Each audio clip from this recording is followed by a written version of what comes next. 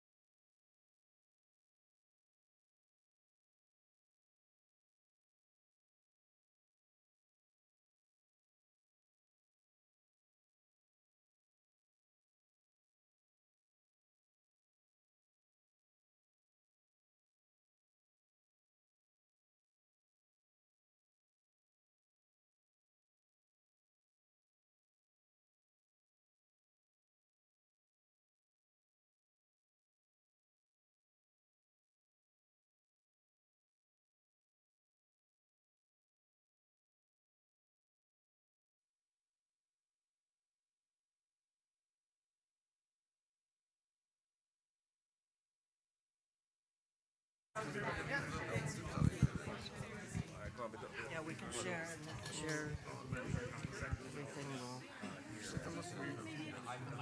Meander over to the other side.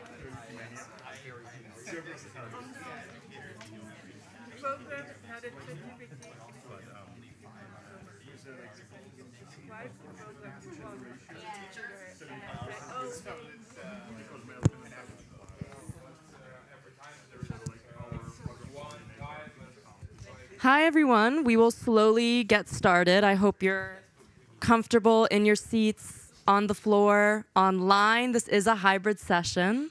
There is a little more floor space. I'm sorry, I don't like saying that. I don't know if that is if that's preferable, if you guys are happy, but otherwise, please feel free to move throughout the session if you're not comfortable where you are. So welcome. This session is information integrity during elections. Some of you, I believe, are staying on from the previous conversation, which was about human rights, and a lot of the themes in that conversation will certainly come up again and be discussed in these roughly 50 minutes we've got. So I'm Zisky Putz. I'm a senior movement advocacy manager at the Wikimedia Foundation. I hope you're not feeling catfished because I am stepping in for my colleague, Rachel Giudistari, who's the lead public policy specialist for Asia. She is joining us online along with two of our speakers, and will certainly be able to support the discussion online. But if you have any really hard questions, we can always pit them to Rachel. Let me take a moment to set the scene. The motivation for this session comes from the year we're in. Half the world's population has been going to the polls for major elections in 20 countries, and elections at different levels have been taking place in more than 76 countries. And the integrity of these elections can be at risk due to the spread of disinformation by both state and non-state actors, which, as we all know, unfortunately, can very seriously polarize societies. And with 15 billion views monthly, Wikipedia and other Wikimedia projects are essential platforms for providing not only free, but also neutral information, including about elections. And for those online, one of the themes so far at this Wikimania, in my humble opinion, has been Wiki loves definitions. So I'm gonna lean into that and share that when I talk about disinformation in this session, I'm going to be defining that as false or misleading information that is shared with the intent to mislead, and the intent there is the really crucial part. I will not be talking about these things. Instead, our distinguished panelists will be discussing three key topics for us. That's going to come down to the nature, the flavor, if you will, of disinformation on Wikipedia versus on other social media platforms, as well as the advantages of our community-led model of content moderation when it comes to combating dis and misinformation on the platform. We're going to explore how community editors and the Wikimedia Foundation actually address these challenges with some concrete case studies. And we're going to also explore how we can enhance the capacity of volunteers to address these threats on the projects. And diving into this for us today, we have in person Rebecca McKinnon, Vice President of Global Advocacy at the Wikimedia Foundation. We have Rémi Gerbert, Executive Director of Wikimedia France, Ramzi Mulyawan from Wikimedia Indonesia, and online we are joined by Abbas Tripathi, who's the Manager of Trust and Safety at the Wikimedia Foundation, and Emmy Hine, who's a Research Associate at the Yale Digital Ethics Center. All right, everybody settle in. Rebecca, we're going to start with you. You're coming to this topic with a lot of expertise from your past lives, notably a long career in journalism that involves working as a bureau chief for CNN in China, also launching a citizen media network. So I'm going to go out on a limb and imagine that this gives you a very good sense of how important Wikimedia is as a source of information that exists in the broader context of other actors that maybe host or produce information, what we're going to be talking about as the information ecosystem. So could you please outline for us the role that Wikimedia plays as a source of information, especially during elections, and speak to how the flavor of disinformation on Wikipedia projects might differ from some other actors like social media sites? Sure, thanks. I'm actually filling in for Costanza Sciubba-Caniglia, who is our anti-disinformation lead, who was unable to join us either in person or online this week, unfortunately. So she is the real expert, but I will try and step in.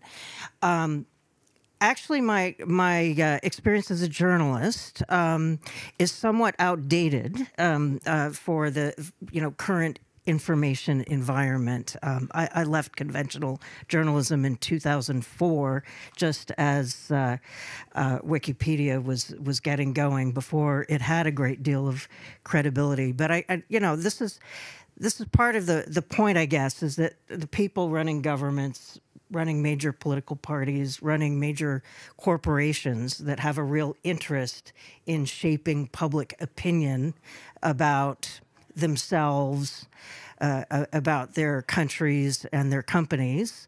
Those people are my age or Jimmy's age, and grew up in a very different time, and sort of have only woken up in the past 10 years to the influence that and the importance of something like Wikipedia. It was people like, oh, a bunch of nobodies creating an encyclopedia, like, that's not credible, don't worry about it too much. But in the past 10 years, of course, it's being taken very seriously. It's coming up at the top of search results. It's influencing how the media understands reality. There have been books written about that. And now with large language models and artificial intelligence, you have Wikipedia suddenly becoming a major source of factual information that is being used by chatbots and all kinds of AI tools. And so the interest that powerful actors have in influencing what appears on Wikipedia about them has grown exponentially. The stakes are very high for political candidates, for companies, et cetera. And so they're willing to invest a lot of time and effort. And one thing that perhaps is relevant from my prior experience as a journalist is that when a government is not successful in censoring a source of information, the first line of attack is to discredit it. And that has been going on long before the internet and long before Wikipedia. And I certainly saw that happening with China. But you see that, Wikipedia is very hard to block, right? Because it's so popular. Even in Russia, which has blocked so many other things, it's not blocking Wikipedia. But the Russian government has been very active in working to discredit Wikipedia as a source of quote unquote misinformation. And so that's the other tactic, and this was what we were talking about in the human rights session just before this, is to threaten people who are putting verifiable fact-based information online. So it becomes very important to protect people's safety and to ensure that a diverse range of people from all kinds of backgrounds, including vulnerable communities, can safely edit the projects. And that is a key piece of defending the integrity of the projects and fighting disinformation, is actually human rights protections and safety. It's all interconnected. Now, to speak to your other question about how does disinformation or how does Wikipedia interrelate with disinformation that's spreading around social media? This also relates to a lack of understanding, I think, that policymakers have about how our projects work as opposed to social media, right? We have on whether it's Meta or X, formerly known as Twitter, or TikTok, you have platforms that collect a lot of data about their users and enable advertisers, but also kind of other users to target users based on their profile, to basically pay for information to target people with people who are most vulnerable to the messages they want to influence them with, and also have algorithms that are amplifying information that brings the greatest engagement. And so social media platforms are really very well primed for spreading disinformation for that reason, and for those who want to spread disinformation. Wikipedia, of course, is very different because of the community rules around verification, because of the nature that, it has one purpose, is to be a source of verified information, and we're not collecting user data, we're not selling advertising, we're not trying to target our audiences. So for that reason, because we can't be bought, because our users, editors, and audiences are not for sale, it is hard, and we've seen in this election period that the wikis have held up very well throughout lots of different elections around the world. And we're feeling pretty good when it comes to the integrity of the pages about Wikipedia in the US elections, which are incredibly contentious. But the threat of disinformation and or the threat of actually efforts to discredit the projects themselves is quite high. And the priority to keep editors safe is also extremely high. So with that, passing it on. Thank you. Let's dive into how this actually plays out in practice. France had a pretty big election. Maybe, Remy, you can talk us through some of the ways that Wikimedia France and your community of editors maintained information integrity during this election, some of the challenges that you faced, and maybe some best practices that you're taking away from this year's election. Sure, thank you very much. So yeah, we have been through two important elections in just 2 months in France. The first one, of course, is the election for the European Parliament, and the second one was the legislative election after the dissolution of the Parliament. So just to give you a quick context, the French Wikipedia has already been affected by disinformation actions. Just to give you two quick examples. In 2022, the Wikimedia case, so it was a presidential candidate team who set up a small task force to influence articles on Wikipedia in favor, of course, of the candidates. And a second example, in 2024, very recently, in January and February, was about the Portal Combat network. So it was a network of false media trying to spread Russian vision of the war on other websites, and some link have been put on the French Wikipedia. So it's just two quick example of what can happen in the French Wikipedia. So just to explain some actions that we have implemented. First of all, we as a chapter really would like to inform and raise awareness of the risk in the community. So for doing that, we developed some strong connection with French state administration. It has been initiated by Pierre-Yves here, and we continue this job now. For example, with the ARCOM, so it's a digital regulator in France, and Viginum, it's also an administration in charge of monitor foreign interference in the election and more globally in France. So we develop connection with this true administration. The objective is to be informed of the risk, because they have this global overview of the risk, and so to be informed by this administration that we detect this problem, it can be useful for us to transfer to community and say, this happening in other place, maybe it can happen on Wikipedia. So just be aware that this is existing. Also have connection with other big platforms. With Google, with Meta, have this connection, this information between the platform to say this happening on YouTube, this happening on Meta, maybe also it can happen on Wikipedia. So have this information and then transfer the information to the community to say this happening in other place. So just be aware on that can happen. It's also important, we organize also some moments with the admins and patrollers, like the admin conf in France. And during this moment, we invite some external specialists to give some advice for the community, and then again transfer documentation, transfer information to, just be sure the community is aware about all the risks that can happen. And the second major action is to try to protect the community as much as possible during this period, and be a relay, a first filter, to try to protect the administrators, for example. So first of all, we create a single point of contact and invite the community to say to keep us informed.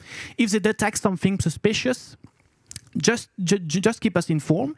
Then we can make the contact with the disinformation task force on the with the foundation and say, okay, we have this alert from the French community. Do you think this is a major problem? Do you see something similar on other Wikipedia in Europe, for example, during the election, the European election? And then try to answer in the best way possible, to reassure the community and help the community to make the good decision. And also maintain contact, of course, with the state administration and act as a filter for the political campaign elections. So before the election, we send a reminder of the Wikipedia rules to all the different campaign political team, and also providing them a contact email address and say, if you see something happening on Wikipedia, don't try to push your vision, your idea, or try to modify directly. Contact us. We will make the connection with the community and make this filter to be sure that the community will not have too much pressure by the election team. After these two elections. Some feedback now. First of all, we have a very good connection with the community, and it's very pleasant to work closely like that with the community, and a real desire to work together. And we receive some alert from the community. We have this good conversation, talking with the foundation. So this is, for me, it's a very good experience. I think also it typically falls within the role of an affiliate, Of course, we are not here to do to the community what they have to do, but be here to protect the community, inform the community, raise awareness, transfer information. I think this is typically what an affiliate should do for support the online community. And of course, we need to be more professional for the future, have more anticipation. Have this long-term working relationship. I think that we also have to train the community on the technical use by people who spread disinformation, and develop this kind of long-term process to fight disinformation on Wikipedia, maybe with the help of new tools. But I'm really also convinced that we have to train ourselves in the affiliates, the staff member, for example, and with the community to together be prepared for what's happening in the next few years, because unfortunately, I'm pretty sure that this is just the beginning. Yeah. Thank you very much for that. Moving on from a French context to an Indonesian context, the nature of the threats as well as the opportunities for partnerships, tactics available to you will always be very country and context dependent. So same question to you, but perhaps you can focus on a compare-contrast of what's different in the Indonesian context for you, what the challenges and takeaways are. Thanks, Zizki. When Zizki mentioned that almost 1 billion people will be facing elections this year, I think a quarter of them will be in Indonesia, in a single country. So we had a general election back in February 24 to elect the president and the national legislature. We have almost 200 million eligible voters participating in the election process to elect one of the 3 presidential candidates with 24 political parties. So this is, if you imagine the European Union election, this is in par with that election, I think. And this is in the context of a democracy that is only really starting to get mature after years of authoritarian rule in the country. And in November, we will also have the local elections in the provinces, in the counties, and in the cities. We'll have that sometime this November. Same, I think, electoral list of 200 million eligible voters. But this will much more be localized and much more complex compared to the national election, I would say.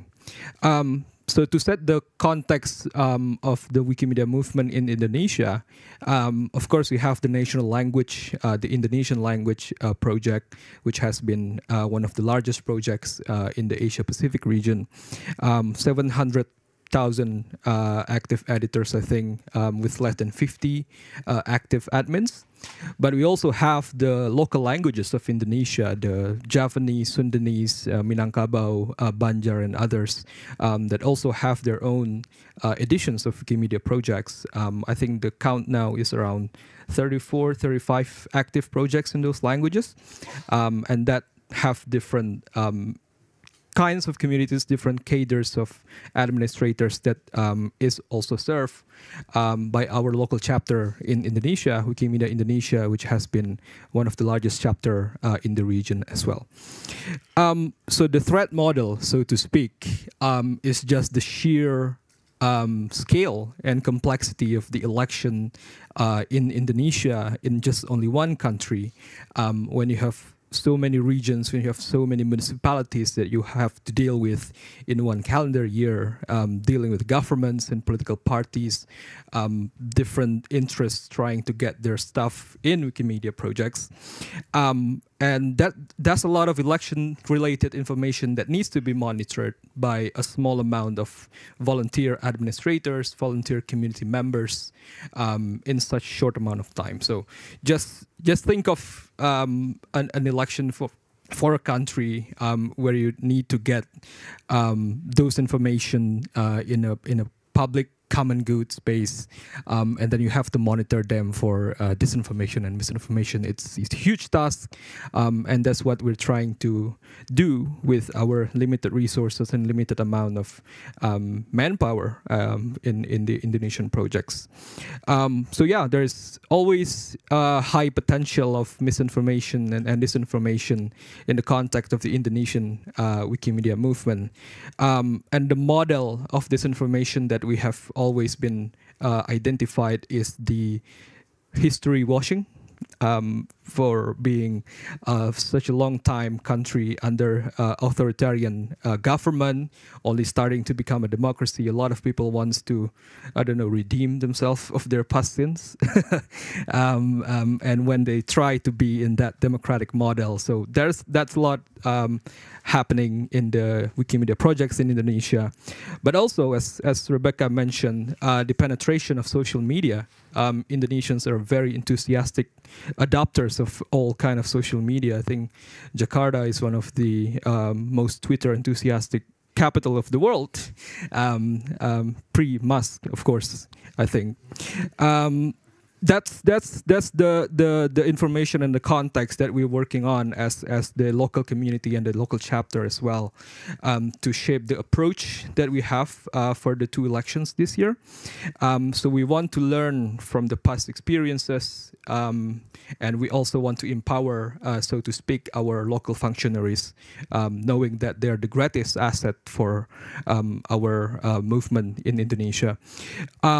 The past election cycle in 2019 has been one of the,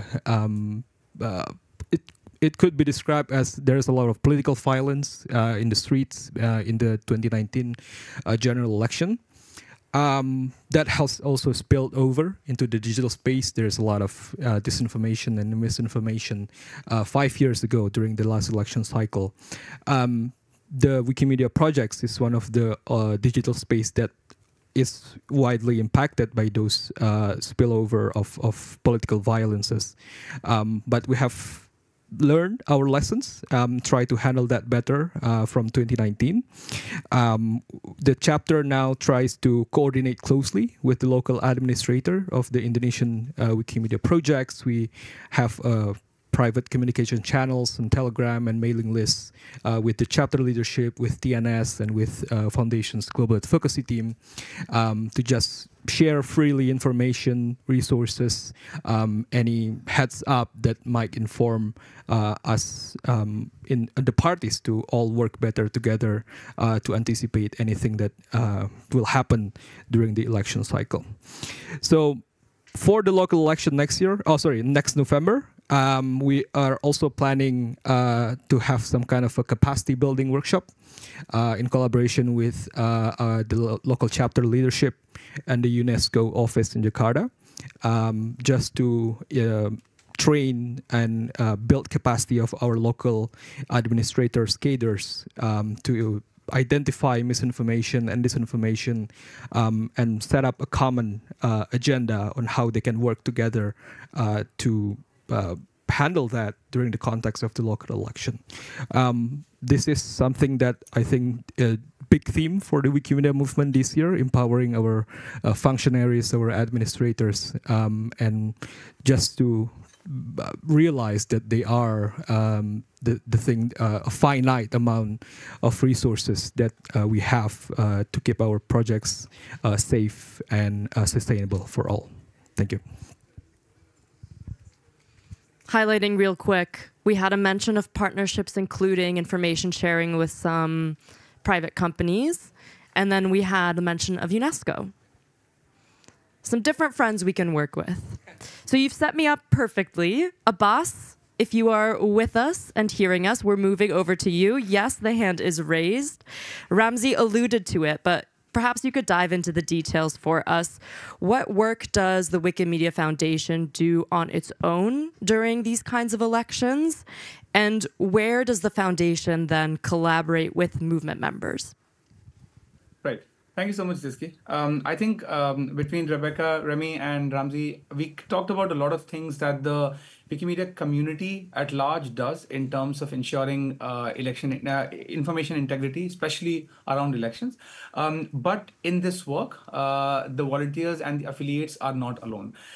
What the foundation has done so far is, I would say, like broadly two category of things. One is where the foundation sort of works alone, in the sense like things that the teams at the foundation do, and then a lot of this effort results into tangible outputs that we are then able to use and partner with communities.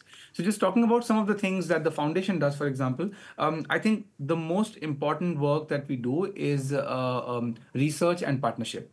So research in terms of looking into the most recent forms of disinformation, for example, or the most recent tactics that disinformation actors are employing, both on social media, and if some of those tactics and techniques are also being ported over to Wikipedia and other Wikimedia projects, right? We work with partners, mostly external partners, researchers, to look at the impact of these different tactics, these different actors, the transmissibility and the ease with which they can, say, move across different platforms, and how effective they are, say, on Wikipedia. A lot of this information and a lot of this work gives us the information and insights into how would disinformation appear on, say, Wikipedia in general, and on a particular project more specifically. And we can use this information to then start working with communities and share with them the insights and information that we've received, and help them both be aware of the threats that they face and then be prepared for how to counter those threats. The other work, and this is, I think, more specific to the trust and safety team at the foundation, that we do is also investigative work. So a lot of community members might be aware of the trust and safety team looking into conduct and behavior, and investigations around that. But the foundation also has a trust and safety disinformation team that now specifically looks into disinformation activity on the projects.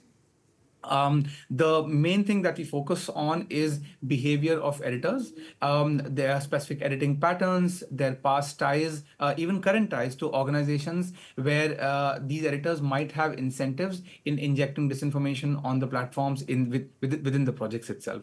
A lot of this investigation work leads into both action against disruptive editors, action against network of editors in case we find a big disinformation network, as well as giving a heads up to the community and letting them know that this is something that's been happening and we've been able to like dig out, and in many cases sort of remove the threat that they face, but also make them aware that this is something that they might face again. Now, a sort of a culmination and a combination of all of this works leads us to do multiple things with the communities as well. So I think, again, broadly, three things that we end up doing with the communities. The first one is the more long term in terms of building relationships. Now, somebody, when I joined the foundation, somebody actually told me that the biggest currency that we have at the foundation is trust. And I think more specifically, trust with the community members. And I think building relationships is exactly a process in building trust, just to ensure that we are able to talk to them at a very human level, understand what some of their difficulties and challenges are. And when it comes to information integrity and elections more specifically, we are not just able to understand what is it they're up against, but also share with them what is it that they need to help fight or mitigate those risks. In that way, we do conduct trainings and share resources with community members. Sometimes these are trainings and resources that we have created internally, often in partnership with teams at the other teams at the foundation. But sometimes these are also tools and resources that already exist. These could be tools, for example, that researchers have shared with us, or sometimes these are tools and scripts, say, for example, that are used by certain communities, certain projects, and then those could be repurposed and used by, say, a different community. And so we do this sort of cross-pollination sharing kind of work to make sure that communities don't need to start building things from scratch, and they can reuse tools and resources that already exist. And the last bit is very, very specific to elections, and I would say the most constrained on the timeline, which is what we call the Disinformation Response Task Force, short for sort of DRT.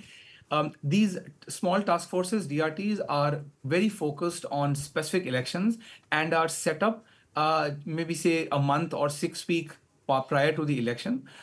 Folks at the foundation from across different teams get together. They create certain documents that try to understand the sort of the context within which the election is taking place, the key actors, the key risks that that communities might face. And then we share all of these resources with the relevant community and also invite community members to join this DRT. This is where community members and foundation staff members work very closely together, especially leading up to the elections, during the elections, and say a couple of days after the elections are complete, to ensure that any specific risks and instances happening in the lead up to the election and during the voting period are reported to foundation staff members, and then we can take quick action much quicker than we do in our regular workflows. So for example, for our DRTs, the turnaround time for addressing reports that community members might have sent to us is less than 24 hours. For key elections, we also have a 24-hour coverage to ensure that we have staff members across the globe from different sort of places to make sure that we have round-the-clock coverage, and any reports coming in are immediately received, acknowledged, and addressed. This is, again, like I said, very specific to the elections. But I think all of this work in totality is to ensure that we have regular communication with community members. We understand their specific needs. We are able to share with them tools and resources that are generally useful in their fight against disinformation, but also specific resources that might be very, very specific to that, like their need. And sometimes even customizable to the specific issues and challenges that they are facing. This is, again, complementary to what the community is already doing. And I think just going back for a moment to the definition that you mentioned, Ziski, I think the way I tend to look at it is that the community and its members are essentially working to a large degree on ensure sort of countering misinformation on Wikipedia. They sort of work on removing any kind of false or like sort of I would say like information that is not based on facts, and that's what they're looking at. And then folks at the foundation, staff members, are essentially looking at disinformation in the sense of the intent of actors, their past background, and the specific incentives they might have to include disinformation on our projects. Lots of mention of the useful impact of research partnerships at the top of your answer, and we happen to have one of those representatives with us on the panel today.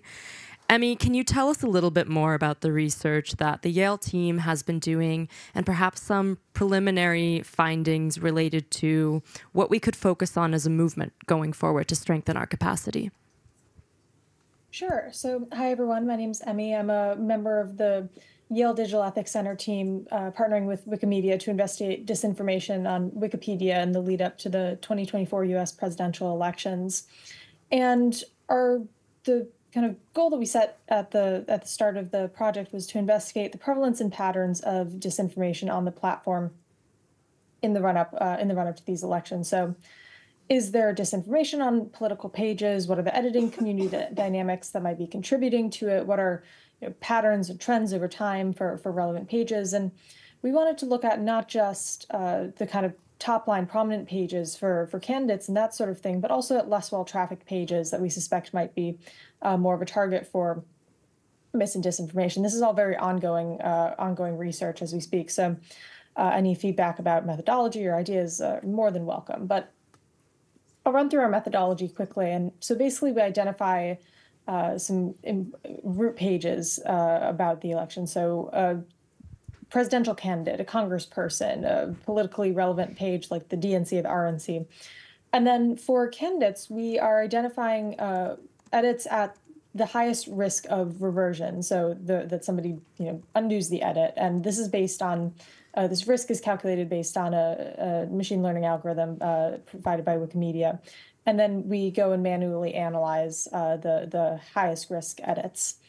And for Congress people, then we're identifying the ones at highest risk, the highest average risk of reversion, because obviously there are 535 Congress people, less a few vacancies, and so manually analyzing all of those pages is a bit beyond our capacity, but some are what you'd expect. Controversial or prominent individuals, Ilhan Omar, Nancy Pelosi, Elise Stefanik also top the House list of most highest risk Congress people, but others are less intuitive. Richard Neal in the House, Mitt Romney is the top of the Senate list with about a 4 times higher risk of reversion than a sample of random pages. And so we'll be digging into these dynamics to see sort of what's going on there. And we're also looking at the highest edit volume days for some of these pages. And for the presidential candidates, some correlate to big news events, but the inaugurations, declarations of running mates, January 6th, but others are seemingly unexplained. And so we'll be digging into that as well. And then to go beyond the candidate pages, we've also fetched we've also scraped all of the linked pages linked to by these root pages. And our analysis of that is ongoing, but it'll be more quantitative because there are thousands of unique linked pages. But the logic there is that if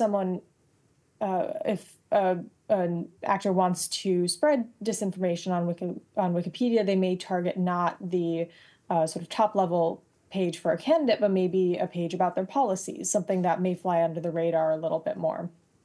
And then later we'll be doing more specific work about how editing communities for these pages and projects have changed over time. We'll be correlating our data with Google Trends data and things like that. And so I'll talk through some of our preliminary results. And so we've started with sort of the low-hanging fruit of the 3 presidential candidate pages, so Donald Trump, Joe Biden, and now Kamala Harris. And the results from that are largely confirming what we already know, which is that Wikimedia systems, by and large, are working on these candidate pages. Most of the high-risk edits that we analyzed are things that violate, very clearly violate wiki policies and guidelines. So edits that violate consensus, edits that introduce, subtle language to violate the neutral point of view or change captions, some petty vandalism, but very little explicit disinformation. And most of these edits are caught and reverted within minutes. And we have noticed some nuisance editors that sort of pop up again and again in our data sets. So we'll be digging into their profiles more. And our analysis of linked pages is ongoing, but we want to highlight that editors and communities and projects should make sure that they're not overlooking sort of smaller, lower-level pages because lots of eyes are on the high visibility pages. These are also important pages for people getting information. And then going forward, we're hoping to expand more to into Spanish language analysis, as Remy and Ramsey explained. Wikipedia is a multilingual platform, and in the U.S., we don't just speak English, and so we think that that's a really crucial element of the work. So overall, I think our initial results are really promising, speak well of the robustness of Wikipedia's systems for countering mis and disinformation. But as the analysis is ongoing, we're excited to see where that takes us and to eventually share the results with all of you. Thank you very much. I haven't actually taken a look at the pages, but I would love to see how Wikimedians explain brat in relation to the Kamala Harris page. All right, I'm going to scratch our final question to the panelists because there was such a lively discussion at the end of the last panel. So I'd actually really just love to take the remaining time to open it up to Q&A and let our expert panelists answer all your really hard and interesting questions. Who's got some? Allah. All right, here we go. Okay, thank you. This has really been an insightful discussion. So I kind of get from all of your experience how you've talked about partnership with UNESCO and then the Wiki France. But I really thought that maybe the foundation or from all of your case studies, we would maybe get like examples, practical examples of how you had engaged your community members. Maybe you created a course for them to go through or walk through all of this course, because I feel like the community members are like they are the first level. They are the first set of people that would edit content on Wikipedia across all of these pages that has to do with these politicians.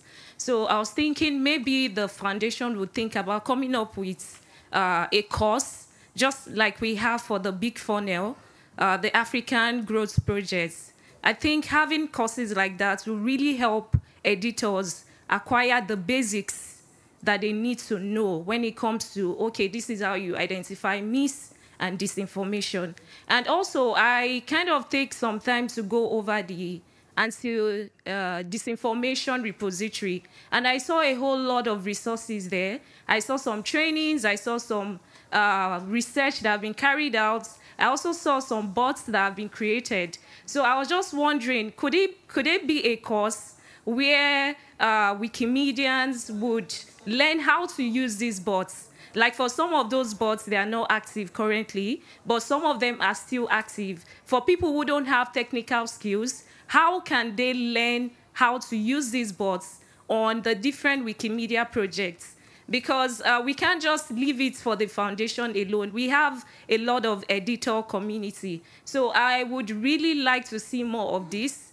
There are so many research ongoing. What can we do with those research? So that's what I'm really hoping to see. Thank you. Those are very great suggestions. Thank you. I can share. We've definitely been talking in the team about how we can use the online learning platforms that Wiki has to produce courses exactly like the ones that you're outlining. And just a quick note, the anti-disinformation repository that was mentioned is a publicly available resource that everybody can Google and access on MetaWiki. What the team did was try to map out all the really excellent tactics and tools that affiliates and community members on their own have created over the past 15 years or so to combat mis and disinformation online, so that others like our speaker here mentioned can just peruse it when they want to and maybe find something that could be adapted to fit their own context.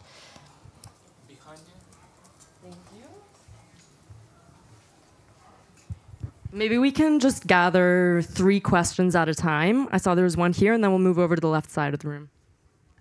Thank you. So all the speakers were super interesting, and there's some fantastic work going on, so thank you for that. I wanted to ask a question about Emmy and the research, because I guess you could do a very purist bit of research where you're just observing what is going on in terms of Wikipedia and disinformation and misinformation. But as this is a partnership with the foundation, I'm assuming that there is going to be a live sort of flow of communication so that actually action can be taken to prevent that in real time, rather than like, oh, for the next election we should do this.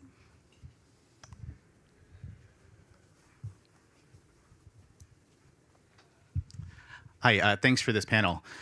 So I think a lot of the way that we talk about misinformation and disinformation on Wikipedia is that if we only know enough about the actors who are spreading mis and disinformation, how it works, and if only we could recruit enough editors, then it would more or less be fixed.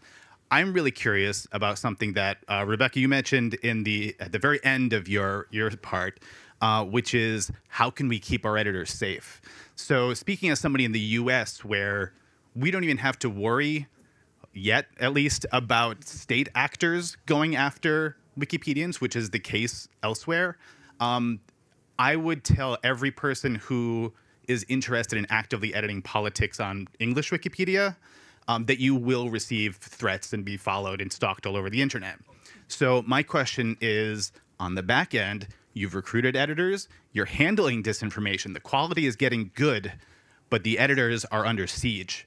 So what does the foundation or other, maybe even civil society, who knows, how do you deal with that?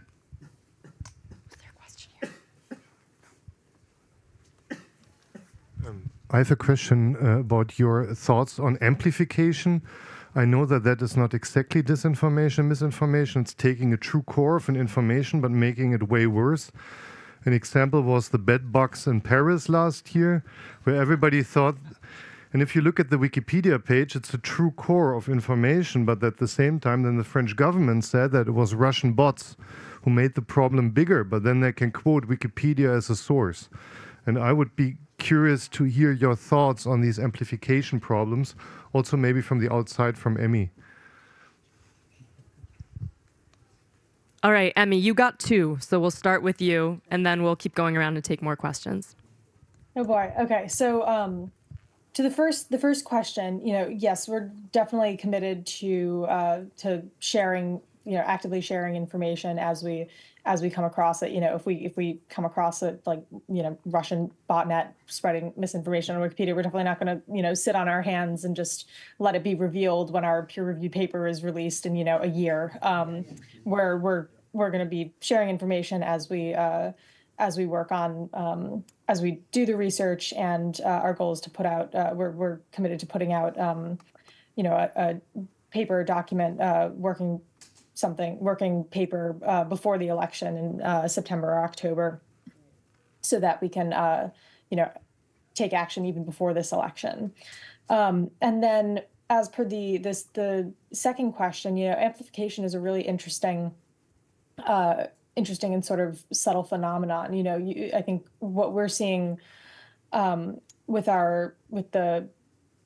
even just the candidate pages is you've got some really sort of subtle attempts at amplifying even just a particular point of view, even just through the adjectives used to describe actions or what's put in the lead of a page. And so I think that's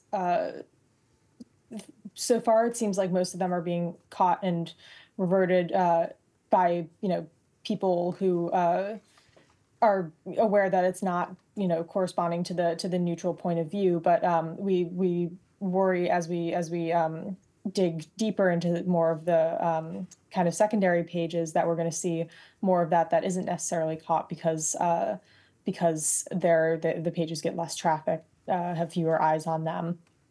And then as to Zisky's question about Brat, I did see a nice little edit war on Kamala's page about adding a section about the coconut tree meme, which as it seems like has unfortunately been deleted. Abbas, we'll give you the easy one. Editors are under siege. What are we doing about it? Before that, can Oh, Sure. sorry. We'll just have one quick comment from Ramzi, and then we're coming to you, Abbas. So you got a little time to think. One of my favorite anecdote about amplification, I don't know if it's strictly amplification, was that there is sometimes misinformation in Wikimedia projects, and there is also misinformation about how Wikimedia project works. And this is very interesting to see during the previous election cycle in Indonesia, and also in the current election cycle, is that someone will put some misleading information at a political candidate's page. It was some media, not very influential or respectable media, online media, will screenshot that edit and then say, hey, Wikipedia is hacked. Oh my God, this is biased against this certain political candidate. And so that is misinformation about how Wikimedia project works. And that's a lot of things happen like that, is what the Indonesian administrators has also been trying to address, to explain how our model works, that everyone can edit, that that is disinformation itself, but also that is a disinformation about how the Wikimedia model works. So there's a two-prong approach there, as we can see, when we try to amplify, when certain actors try to amplify that, there's also the responsibility, so to speak, from our volunteers and from administrators to explain how this thing really works. So that's my comment. Abbas, over to you. Thanks, Jesse. I didn't know who asked that question, but thank you so much for asking it. I think it's important to mention that all teams at the foundation, especially when it comes to like elections and politics-related work, like you mentioned, are actively working together to make sure that any such instance, or even a supposed instance where we know that editors are at a much higher risk of persecution, of being targeted, of being doxxed or harassed, we are able to sort of take stock of that and then address it appropriately. So this calendar year, we have this small group called the Foundation About Elections Working Group, where you have people from all the teams at the foundation, ensuring that we meet once every 2 weeks and sync up about our own ongoing efforts around how are we ensuring that editors and Wikipedia are generally sort of able to counter these risks. So one of the efforts, for example, in that direction, obviously, is the investigations that I mentioned. So the Trust and Safety team ensures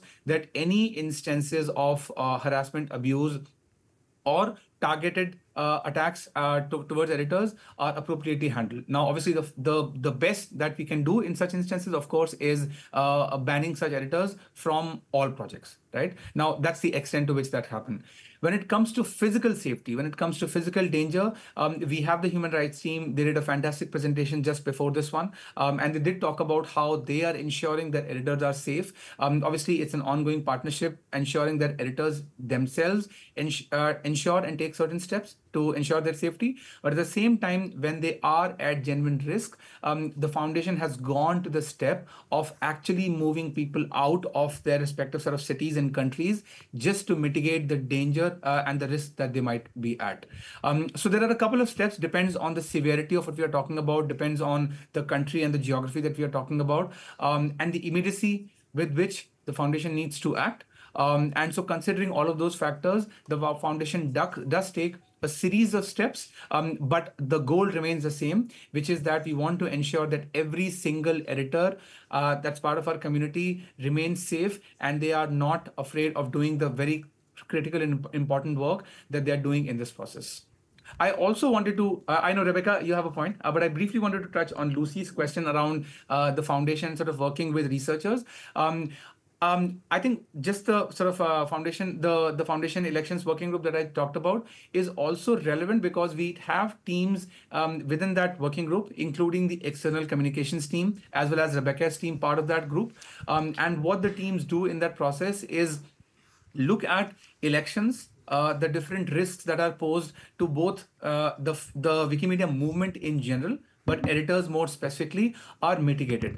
That also includes talking about, for example, the way Wikipedia works. the way editors contribute to Wikipedia, and basically highlighting how the Wikimedia Foundation works together with these community of editors. Often it is also debunking false stories about how Wikipedia is, say, biased, for example, or editors are too radical or leftist or whatever the claim might be, and how they are too biased towards a certain point of view and do not cover issues with a neutral point of view. So I think the goal essentially is to make sure that the very principles on which the movement is based and that editors hold dear to their hearts and abide by in their work are defended very, very sincerely, and ensure that their safety and the freedom in which that they can continue contributing to the movement is ensured and remains intact. Rebecca, we are running out of time, so you will get the last word. Okay. Two quick things. One practical plug. Max Fisher, who was involved with the human rights presentation just before this, is running a digital security clinic in the, I think it's room 6 towards the back. So he is there to provide information and resources about how to keep yourself safe. Another point is that one of the things that the foundation has also beefed up its resources on is policy advocacy, because there are efforts to pass laws in a range of places, including the United States, that will make it harder for volunteers to safely edit Wikipedia. For example, in Texas, there is a law that has been passed in response to the misinformation that various internet platforms are, quote unquote, censoring conservative speech. There is a law that has been passed that would make it legal make it possible for people to sue Wikipedia editors for reverting edits that can be construed as political speech, even if they're linking to unreliable sources. We are, of course, fighting that law. But that's just one example where the policy advocacy work is also connected, because if laws and policies go in the wrong way, governments could be creating even less safe environments. So, but go talk to Max about security. He also mentioned there's going to be a meetup on Friday at 1:30. Also to just talk more casually about digital security questions. So please go get to know Max. And I will say thank you, everybody, for your attention. I'll end with a really nice comment we got online, which was impressed by the efforts made by Wikimedia France and their community. And I think that also speaks to the work that the communities on Every Language Project are doing. So thank you.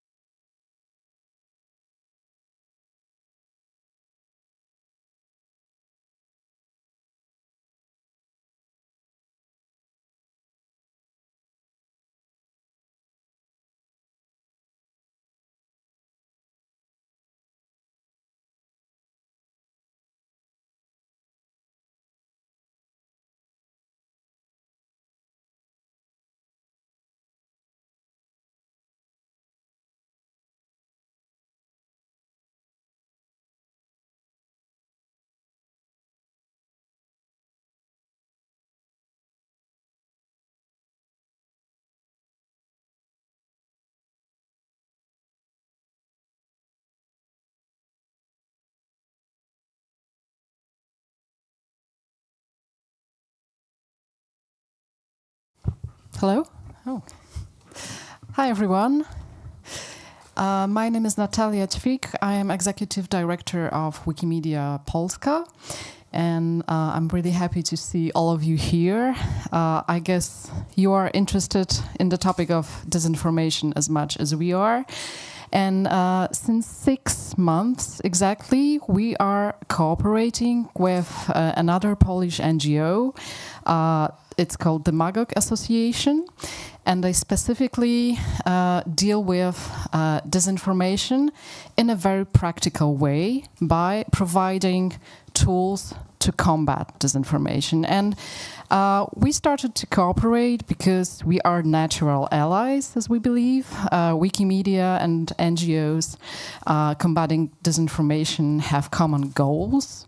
And we have established a very good report with the experts from that NGO.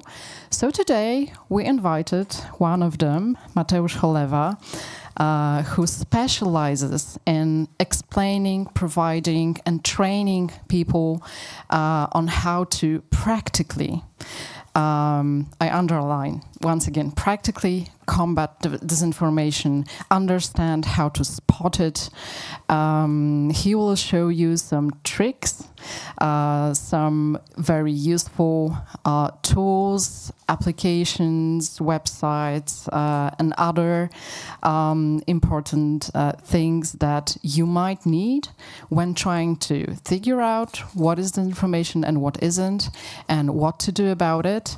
So, Mateusz, the floor is yours. Hello, everyone. Thank you. Should I stay here, or I am the free walker, so I can just move around, or I should be? As long as you have the mic.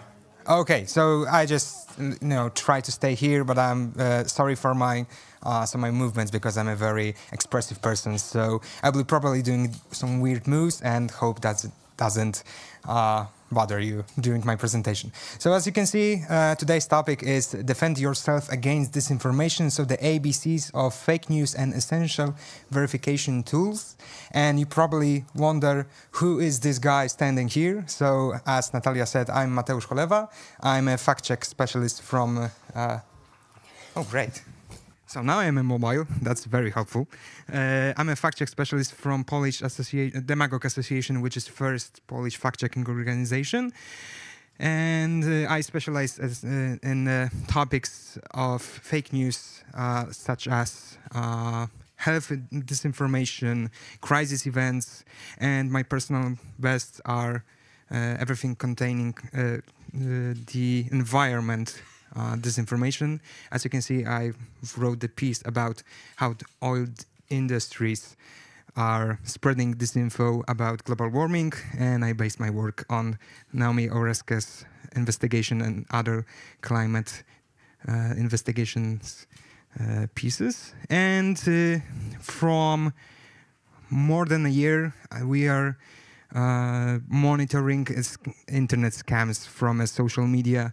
So we are looking for the people that trying to steal data from the Facebook users or TikTok users, and this is also a thing that I was monitoring. And I'm not just man who writes fact checks. I'm also a co-host of the Magog podcast, which also covers topics of disinformation and not only. And from last 3 or 4 months, I'm producing videos on our TikTok. So who is and what is exactly the Magog Association?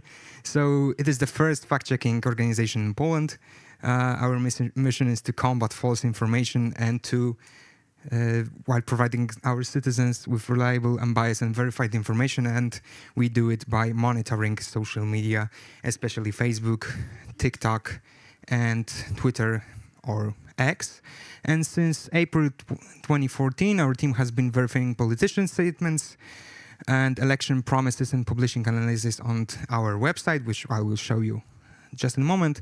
And we expose false information appearing on the internet and in 2019, we joined Facebook's independent verification program, and we also spread the idea of fact-checking in Poland, just like here today.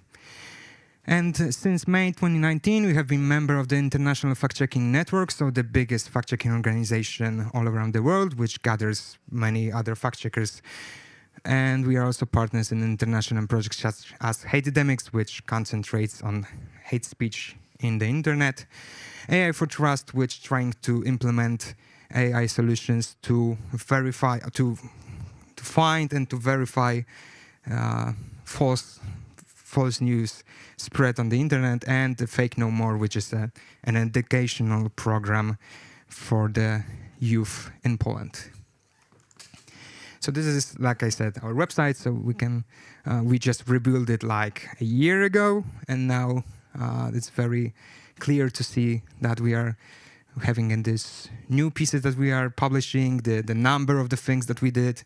So these are the fake news that we covered from the 10 years. We've just had 10th anniversary like 2 or 3 months ago, and many other articles that can be found there. And about the articles, this is my part of working demagogue. We are publishing many fake news analysis, especially about some crisis events like the Donald Trump assassination attempt, the things with the health issues such as vaccines and COVID-19, and things like which are very popular in Poland with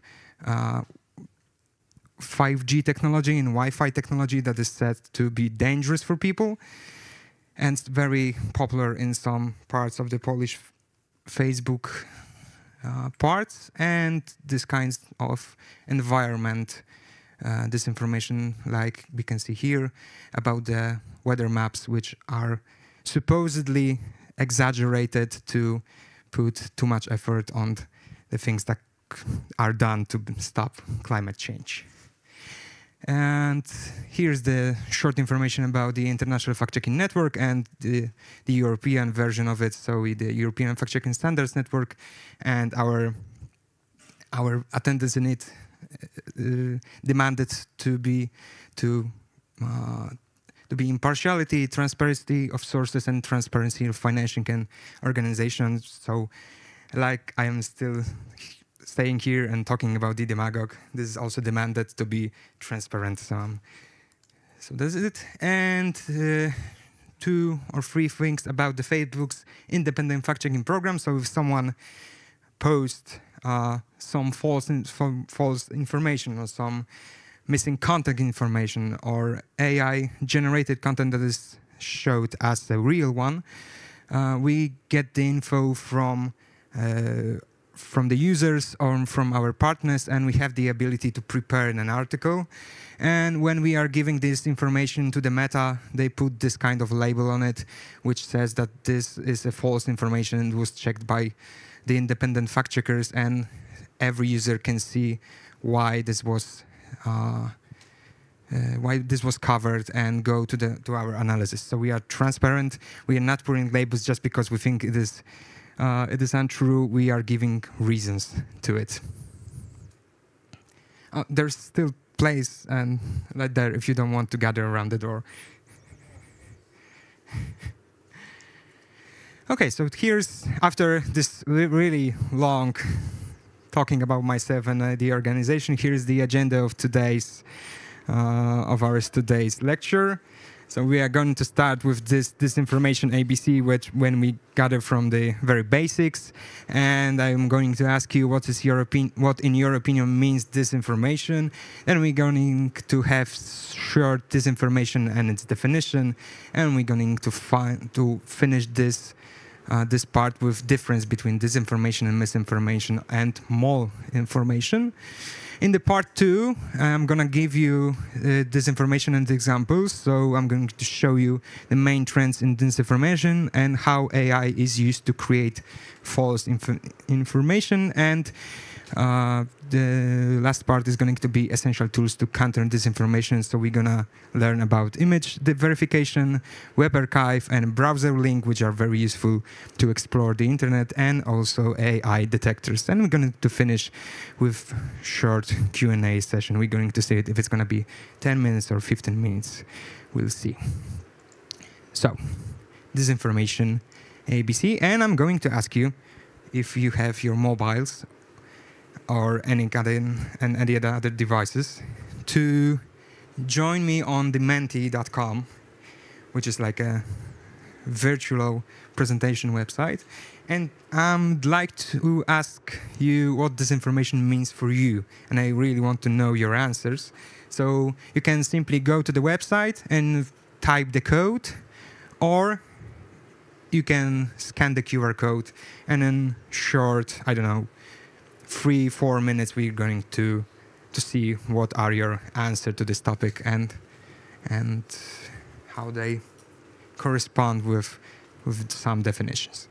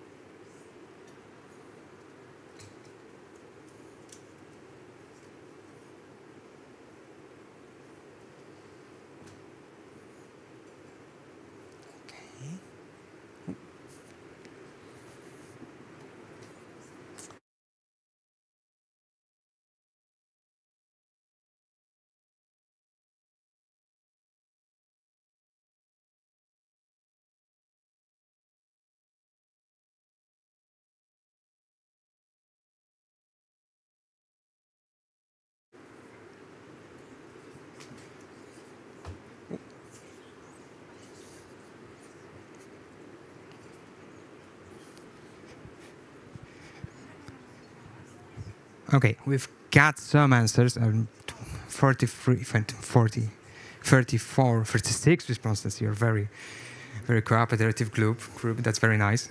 And as you can see, many of you are putting the effort on the deliberate false information. So, and putting that it is an intentional action to falsely inform or distort the truth. So this intent compose. Information that is false, information delivered with an intent to mislead, the dissemination of false information with malicious intent, false information,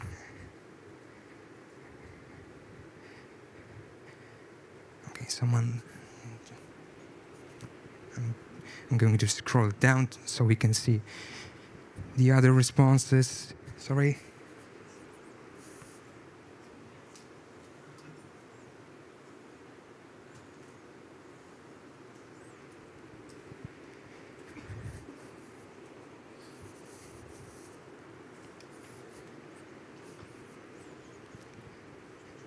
We've got the other essence, so deliberately planned false information and get others to spread it along, or not being mindful of what are you reading, not questioning what they are reading, or knowingly false material presented as fact with the intent to deceive readers into thinking it's true, especially with the goal of manipulating opinions about political topics.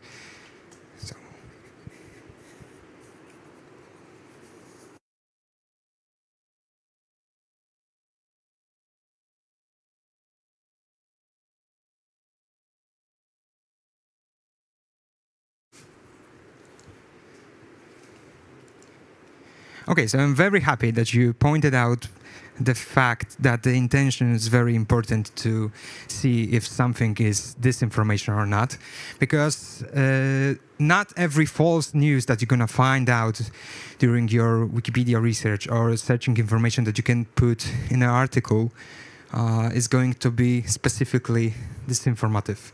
It can be also a misinformation, so the false information which is not spread in intent to harm. So let's, to put some example, think about your relatives that during pandemic or during any crisis event are simply scared about the things that are going very fast and the information that are not sure.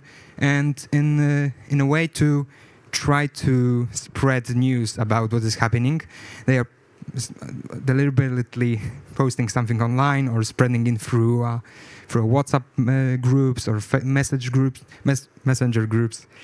And so they may be the actors that they are spreading false information, but it doesn't mean that they are doing it on purpose to change your opinion on something. It's mostly about just trying to give you information about potential danger.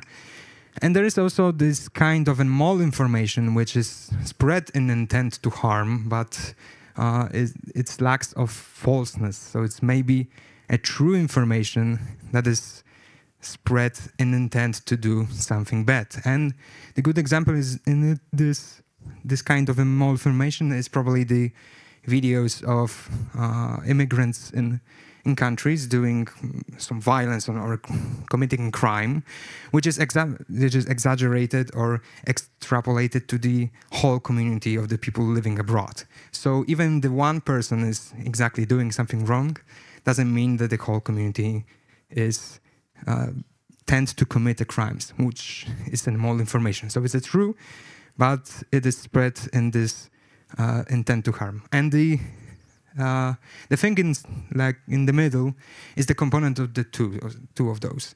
So it's a false information that is spread in intent to harm, to manipulate, to change your view on some subjects, and this subject is going to be to show up in the next slides. And it is probably the most dangerous one because it got so many types and so many techniques. And this is like a very comic way to show what is the difference between the disinformation, so deliberately, intentionally spread false news, and misinformation, which is simply a repeating of one. So you see, as you can see, the parents telling the child that the present is from Santa Claus is intentionally saying some false news, and the child spreading false news, but not without this intention, is giving the opportunity to believe in Santa from more children. So, disinformation is examples, and I'm going to show multiple of them and the techniques, simply to show you how many ways the false information can be spread through the social media, and to give you the background that will be helpful during doing your research, because you may think about this info simply as just manipulated pictures or something out of context, and my intention is to show that it's going to be in much more ways. So, the main disinformation narratives that we simply work every day in Demagogue is on those 4 topics. So health topics, climate change, crisis events, and political and social issues. So through my 3-4 years of working in Demagogue, we've concentrated mostly on these 2 health topics, so COVID-19 pandemic and everything connected to the vaccines that was very largely spread in Polish internet, and not also, and alternative therapies that are showed despite the fact that do have this very established medicine in this country. So we've been working about the news that there is a virus inside the COVID vaccine, or that the World Health Organization are going to take charge and become the world's superpower to destroy our government, and that the COVID-19 is just a flu, or no virologist find a virus, so it's just a mock-up or it's just made up. And also the things that are presented as a good way to cure diseases, just like diet without the sugar will starve the cancer. So if you just don't add sugar to your meal, you will be free from cancer. You just don't need the chemotherapy. Just don't eat sugar. And also things like the drinks from different vegetables or fruits are also helpful for many diseases, which is in most of the cases not true. And there's also this large climate change disinformation narrative, which is in public opinion present from many years. I may say it's from 40 years around, based on the work that I've done looking at the oil industry's disinformation. And it evolves from simply denying that the climate change is happening to things like the humans are not responsible for that, it's just the sun, or it's just natural, so it happens, to the modern state of climate change deniers, saying that we simply cannot do anything and we have to just say, okay, it's going to happen. Let's just live our way, because no matter what we do, we can't stop it. And these are the pieces that we covered about the climate change disinformation. So fact that the snow in October doesn't mean that the climate change is a myth. That the world elites are purposely putting fire on forests just to exaggerate the danger of the climate change. That the very known climate change denial narrative about that the volcano explosions emit more CO2 than the humanity, even from 100 years. The very specific kind of fake news that in Poland it's going to be the beaches like from exotic countries, so it's going to be a good thing to have a climate change and to raise the level of the seas, because we're going to have this luxury resorts. Doesn't matter the fact that we just going to lose some cities because they are going to be under the water. During crisis events, during these big things that are going all around the world, is also a fantastic opportunity to fake news to emerge. It doesn't have to be crisis events. Now during the Olympics, we are facing the fact that there are so many disinformation and misinformation, especially about the women athletes. You can see it yourself if you just go to the social media and put the name Imran Khalif, and you can see how many fake news are about this specific boxer. But throughout the years, especially during the Ukraine full-scale invasion by Russia, and during the Israel-Hamas war, and during the assassination attempt to Prime Minister of Slovakia and Donald Trump, we've seen many emerging false narratives, especially that that those assassinations were prepared not from the individuals, but the government or the world government, or by someone who is trying to stop the politicians from saying the truth about how the world is run. And we even found, which is very special for today, the English language narrative about the thing that happened in Poland in November 2022, about the rocket explosion in Przewodów town, which was very word commented that it is the beginning of the war between Poland and Russia, which was obviously false information. And some political and social issues that produce also a false information. So it doesn't have to be crisis event, it doesn't have to be pandemic, or it doesn't have to be the temperature record during the year. It could be just normal political life, like the information that the European Union is going to put a tax on selling cakes during school festivals, which was based on the false information in a German news website, which then went to the Polish news website on one of our main radio station, which was then spread by the Polish politicians.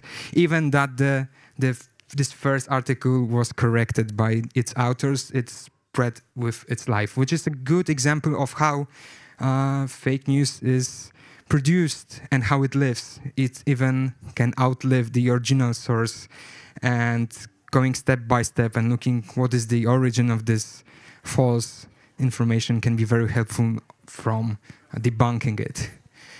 There are also many false information, like I said, about the immigrants and the immigration. In Poland, the special issues are with the Ukrainian immigration, which are widely accused of committing violence attacks, which are in some cases done by Polish people, and they are accusation of getting a social backup, which is supposedly not provided for the Polish people.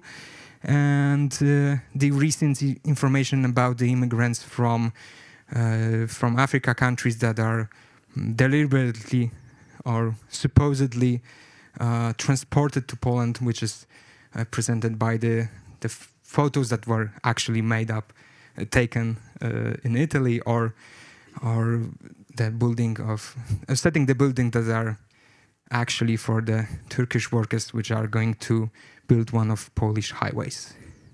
So these were the topics, the main topics that you're probably going to face during your work or during looking for the information to put in some Wikipedia articles. And this is why I'm telling you this, because you have to be very careful when you're looking for this information, that it may contain some false information or fake news. They may even look like a real one. They may be very reliable. That's when you face those specific topics, you have to be very, very careful.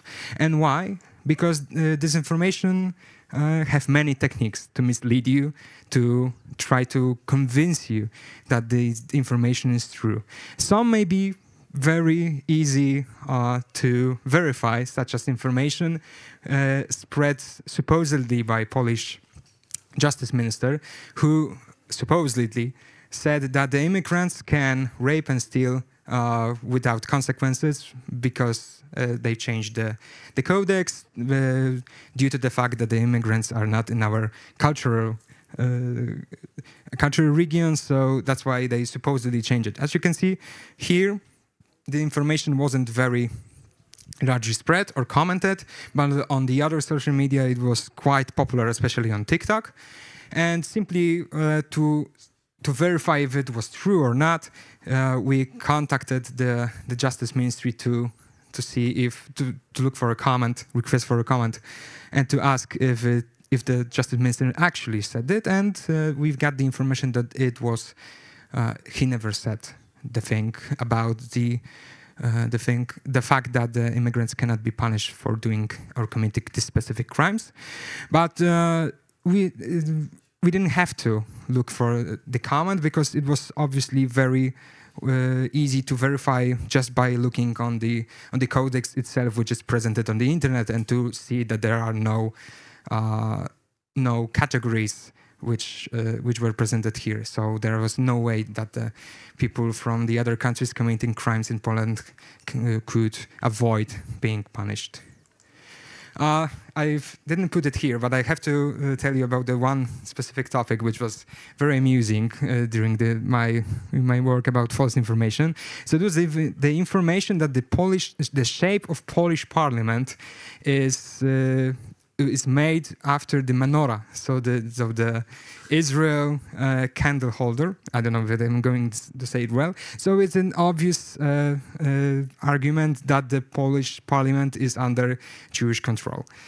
And from my work, I found out that not only the Polish parliament was made from a different object, so actually it was made from the antiques opera, but also that many other countries had this shape of parliament. So does it mean that every country, such as France or Germany, is controlled by the Jews? No.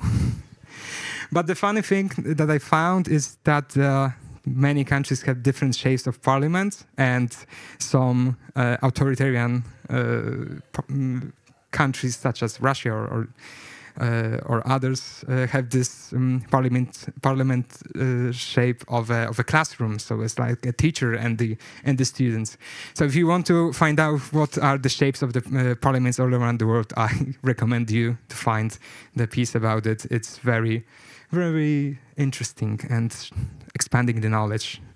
And this is also the example of how weird sometimes the false information can be, to put some different perspective or the context on it. So about the context, there are gonna be the real videos, the real information, the real quotes that wasn't just made up or created by AI. They are just simply taken out of context, which is very important for you to look for the original source, which is obviously the thing that you are already keen on it doing your work. So we had this information that the immigrants in Sweden are now fighting the policemen. And it was actually taken, the video was actually happening in Sweden. So this part was true, but the fact that it happened actually 15 years ago, so it's not a present event, and it was during the Davis Trophy match, so it wasn't connected any to the current situation, and it was actually an anti-Israel protest stage at Sweden tennis match. So the match has to be postponed, and it was a protest. So it was nothing to the fact of Swedish immigrants. It was simply a pretty violent protest 15 years before that. There's also an imposter content. So the things that may look real and can be very convincingly real, but they are simply just made to deceive you from the truth. And it was the example from 2 or 3 months ago. You may not hear about it, but I'm going to give you a little bit more about it. It was the information that Olena Załęska, during her visit in Paris, decided to buy a Bugatti from like some very large amount of money, which was a way to spread the information that the Ukrainian leaders are not caring about their own people. They are trying to just live their way and not care about the Ukrainians. And it was backed by the supposed quote from the Bugatti salesman from Paris, and by this invoice, which you may not see, but I'm sure here is set Mrs. Olena Załęska. As you can see, there are many numbers, and it looks very convincingly at the first glance. But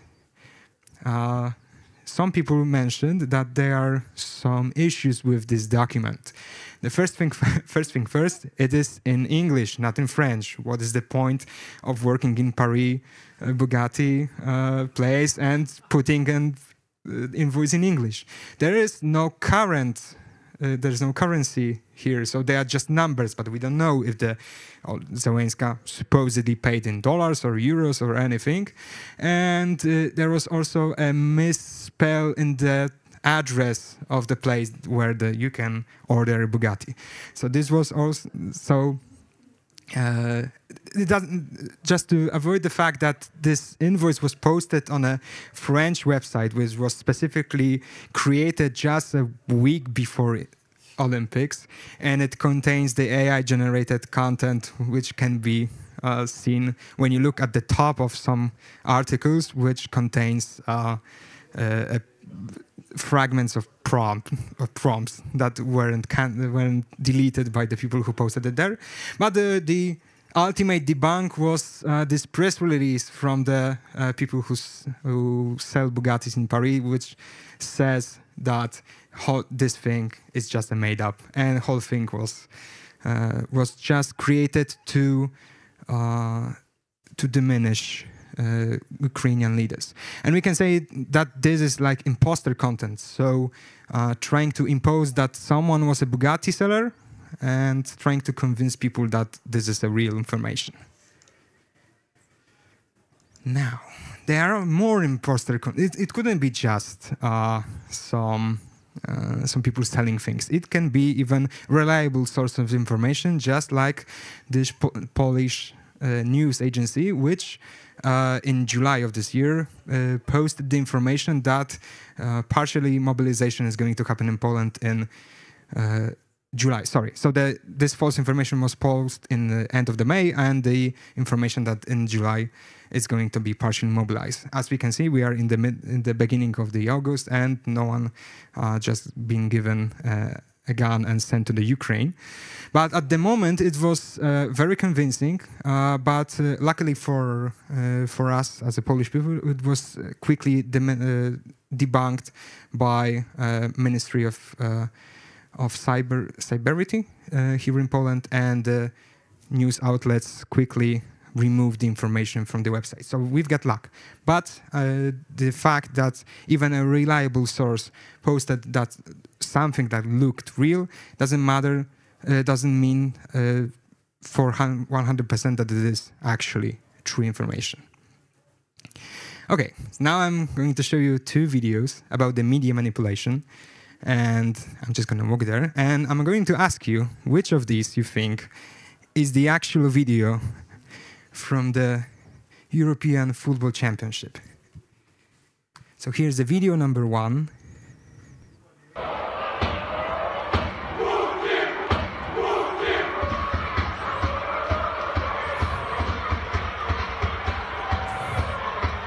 Okay, and here's a video number 2.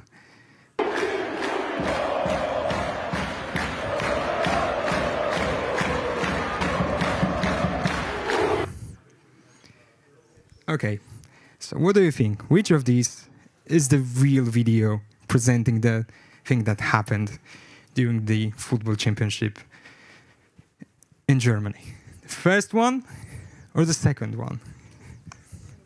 Second one. Yeah, the source was very reliable. It was the Center of Strategic Communication established in Ukraine to combat and to debunk the disinfo targeting Ukraine and NATO also. And it was at the very beginning, I thought that this is actually the real thing that happened. But I found the piece published on an Italian fact-checking website, Open Online, made by David Puente, who said that actually probably both of the videos are altered. And it was very surprising for me, especially because of the source of that second video. But the fact that the thing that Puente is saying in this piece is that we haven't got the original one, and the moment the video was taken was actually after the Romania, and those are the Romania football team fans, scored a goal. So probably after scoring the goal, you mostly hear people just saying, yeah, we scored the goal, and just screaming and cheering without any specific things in mind. And it was said about that. And he was assured about it because of the moment that the video was taken, and there was an information of this telebeam that says goal and showing the scoreline. So this is very important, even if the source is very reliable, such as the Center for Strategic Communication. It's very important to look for maybe other things that could alter our way of thinking, and to look for the multiple of reliable sources and not to base on the one. And the false correlation. This was one of my, besides of writing about the environment and about the scams, I'm a huge fan of the conspiracy theories. I've wrote about like 50 pieces about the weirdest conspiracy theories, and I'm very huge fan of the QAnon movement, especially the thing about the adrenochrome, which is supposedly a super drug for the Hollywood elites and elitists at all. And it is in this specific piece, it is said that the graphic processor made up from Google, it's called Adreno, and they also have a Chrome. So basically, adrenochrome, it's real and it's made by Google. How can you argue that? It's very clear, as you see. But the fact that actually the graphic processor made not by the Google but the company called Qualcomm simply destroy the whole narrative, and the fact that the adrenochrome is not a drug. But you may see this false correlation that the things that can be named or sound similar to things, and then you can on the first glance it look real, but then you looking for the reliable source and then see that something is actually wrong. And there is a problem with seriously taken satire, of course, in our world when everyone is laughing in many different ways. It's sometimes hard for the audience to establish if something is true or false. And it is really good to look for the answers deeper than just when looking at one video. And I'm going to show you one. And I have to warn you that it contains a strong language, just two strong words. So if someone is prone to that, please cover your ears. Or maybe I can, okay. And I appreciate the World Economic Forum providing me the opportunity to be on this stage and say, fuck you, Klaus Schwab, and fuck your New World Order. We, the people, were born free, we will stay free, and you and all of your globalist friends, including everyone in this room, can go fuck yourself. So, very convincing one. You've seen Klaus Schwab walking. The guy was in the behind, so it wasn't just put it in there, like from the MS Paint something. It was very well done, and you can't imagine how popular was it on the internet. Like thousands of likes, and spreading, and even the guy who made it just said on his X account, I've literally posted a notice under the video. It's some low IQs. Perhaps Klaus Schwab's people are trying too hard to put a community notes in it. So, and the guy was his very well-known satire publisher, which without the obvious and the very needed context really could be an obstacle to establish if the video was true or not. And they are the hardest one to combat, some of the manipulations, some of the containments of true information and false information, and some percentage. So you probably during your research you're gonna to find the sources that may be 80% truth, but the crucial 20% is going to be false, and you have to be very carefully reading things and sometimes looking for answers above the original source. Like the information that in Polish capital Warsaw, the police cars from Germany appeared, and someone was saying this is the beginning of the new occupation, basically the repeat from the World War II. And the German police cars were actually there. But the reason why we're there wasn't just the other occupation of Warsaw. It was through the celebrating an open days in German embassy in Warsaw, and the police car and the police motorcycle were brought in promotional purpose. But without this context, someone who was just simply walking in the Warsaw and just saw the name Polizei during the everyday walk could think that something is really going on, especially if they found this information on the internet and the people largely commenting and leaving their likes. It would be like, okay, so maybe there is something wrong going on. So the information about the German police cars were true, but their purpose of being here wasn't the occupation or attacking Polish people. And now we're gonna talk about the hot topic from the last year, about the AI and disinformation. And I see that we got 40 minutes, so I'm going to just simply a little bit speed up because I've got many more slides. I've got the even if the graphics are small, I'm going to give you this small warm up about the AI because I just want you to think which of these 9 photos are true, in your opinion, in your head. Just think about it, which of those, because in each line, there's one true photo. Here is one true, here is one true, and here is one true. And you can, in your own thoughts, think, okay, this is probably one, or this one. And I'm going to give you just a few seconds to think about it.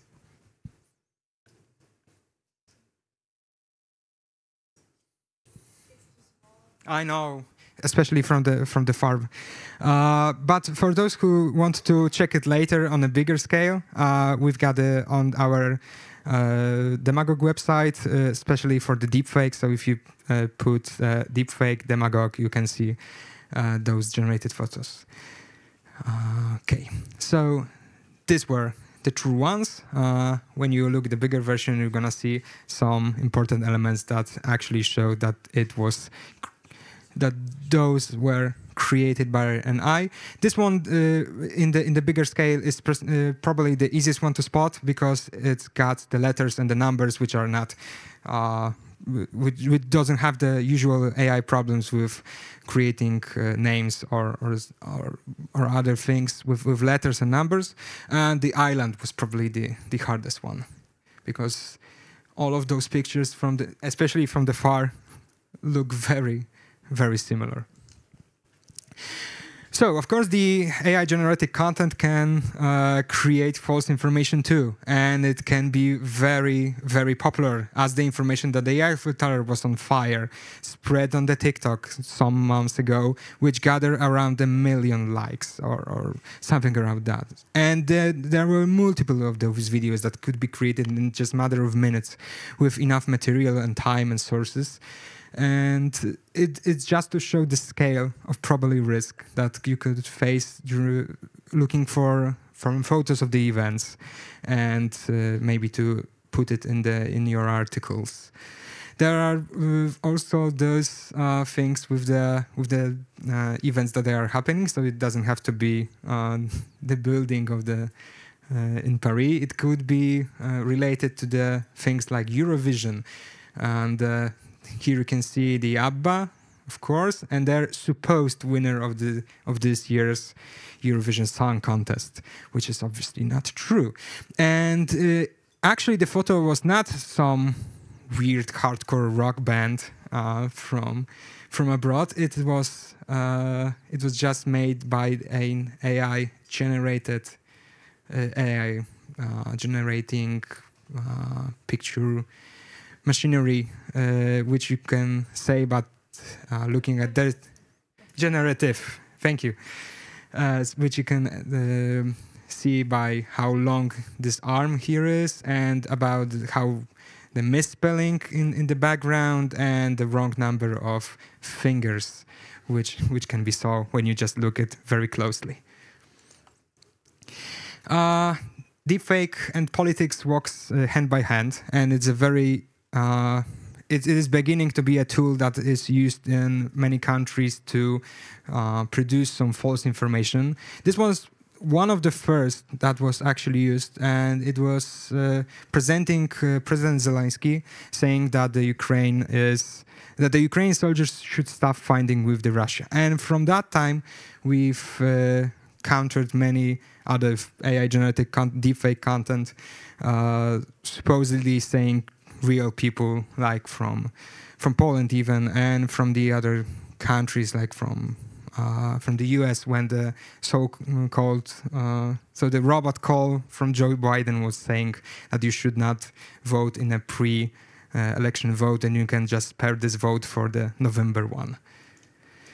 And this is not also this is not only the matter of the politics. It could be used on in the internet scams. Like in here, you can see the Polish footballer Robert Lewandowski supposedly saying about the The app. Ta aplikacja jest całkowicie darmowa i nie ma w niej absolutnie żadnych reklam. Po drugie, nie musisz zapraszać znajomych, aby zacząć zarabiać. Po trzecie, wszystkie wygrane trafiają bezpośrednio na twoje konto bankowe zaledwie 5 minut. Więc po prostu zainstaluj ją, odbierz bonus i zacznij grać w Plinko. Sure, I am convinced by my favorite Polish player, Robert Lewandowski. He's probably saying the true things. And the way to debunk this and the way to look if it's true or not is simply by looking for original source one more time.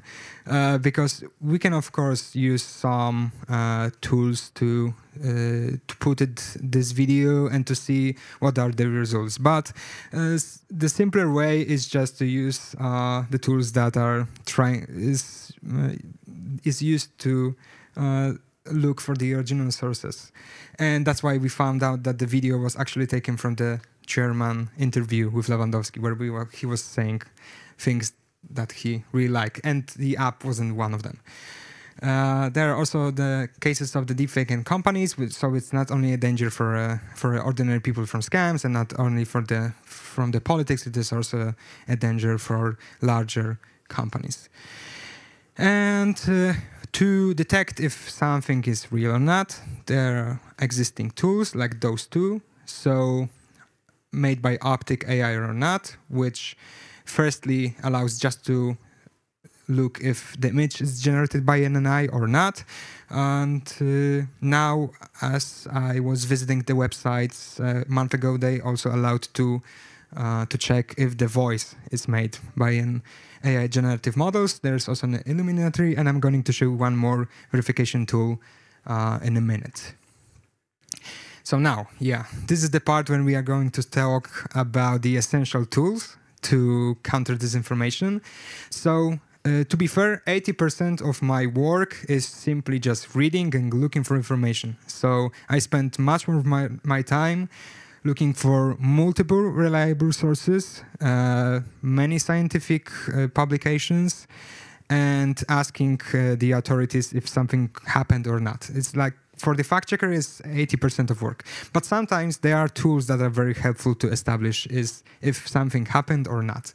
And I'm going to show you the basics of them, which are free to use, and everyone can get access to them. It doesn't. You don't have to sign up anywhere. And one of the simplest one is just using the Google Lens.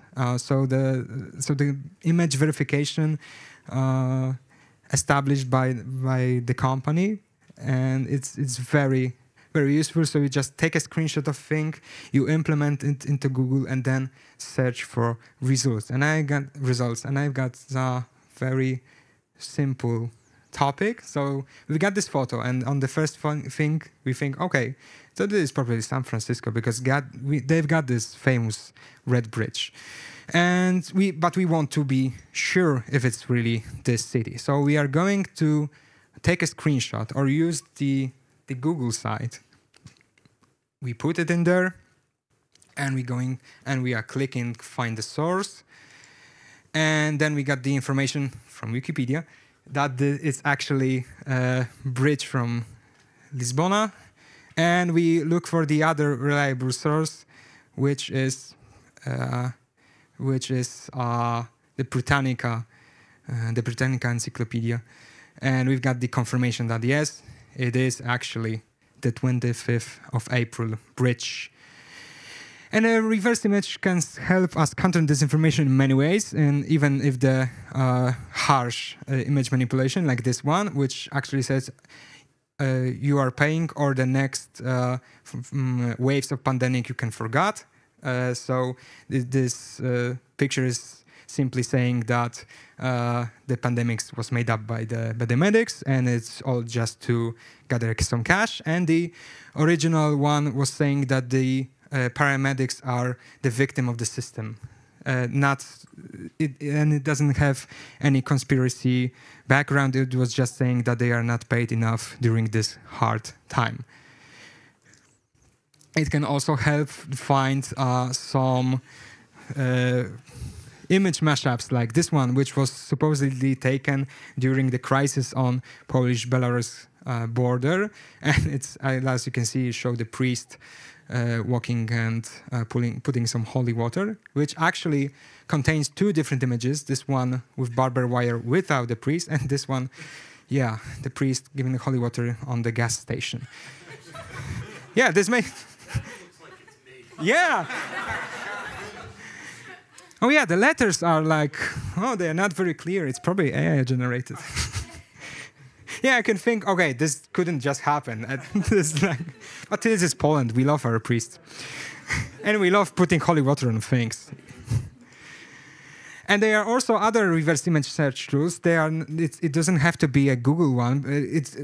Many of them have some flaws. And it is very helpful to use multiple of them to look if there is an original source of a thing. One of them is the TinEye and reverse image search. There was also a very well-functioning tools from Russia site Yandex, which was like a Google for Russian speakers. But I was looking at it like 2 or 3 weeks ago, and I couldn't load it. So I don't know if it is a problem with my computer or in Poland we simply lose access to it. But the TinEye is very helpful because it shows you not only the source of information, but also the information about the file itself. So we've got this information from a website that we know that spreads false information about 5G technology and Wi-Fi technology that is supposedly very dangerous for people and causing cancers and other things. And this profile posts the information that this Wi-Fi tower was someone put fire on it in Norway, and it was one of the readers of this profile, and he's bragging that, yeah, I'm preparing this huge movement of people that are countering this Wi-Fi tyranny. So we want to know if it exactly happened, and the best way is to see when were this photo taken. So we go to the TinEye, we upload there a photo, and then we can see the file name, which tell us a very important information, which said Jack Cell Tower, Sandford, and then we know that it's probably not a place in Norway, but we can now look for it, and just putting this information in the website or on Facebook specifically show us the file or the exact photo taken from 10 years before posting this one, and it was actually in the US, and it was before even this profile existed. So we know that the information that this was from Norway and it was one of the readers for the profile is false. So TinEye is useful if you want to not only look for the source of information, but also about the information about the picture itself, and it can be helpful. And I've got the task for you if you want to try yourself in finding where the photos were taken. I've put it on the Google Drive. You can go right here, and there are 2 photos which were supposedly taken in Poland. One is from allegedly from Warsaw, October in last year, when we held an election in Poland, and it's supposedly showing Warsaw during the election night, which was the argument that the army is established on the streets and there's going to be a army coup in Poland. And the second one is presenting someone, an immigrant, which is committing a crime in one of Polish cities in Wrocław. So if you want to train yourself or see if you can find the original source of this one, you can go to this website and try to do this now or try to do this later. It is, I can say, pretty easier on the computer. So if you don't have your laptops now, you can do it later. And then you may contact with me, or you can simply just look where the photos were taken. So we're gonna just skip this one. Internet Archive. You probably know about the Wayback Machine and Internet Archives. I'm just gonna tell that there are multiple of them, and this is not the only source of looking how the websites looked in in the past, and it is a fantastic way to search for the information, of course, which allows you to see how the website looks even many years ago. And if you've got luck, you may even found the deleted tweets or post from Facebook, which was once very helpful for us because someone posted something that was crucial to our analysis, and we couldn't find it because the post was deleted, and luckily someone archived it. So it allows us to post this on our website. And to show you how the things can change from the years, this is actually two pictures from the Wikipedia. One from before the time one from the time when Pluto was a planet, and one from the present. So you can actually see how the Wikipedia has changed through the years. This may be very helpful, especially for the people who are afraid that visiting some shady websites can get your computer or any device sick from an internet virus.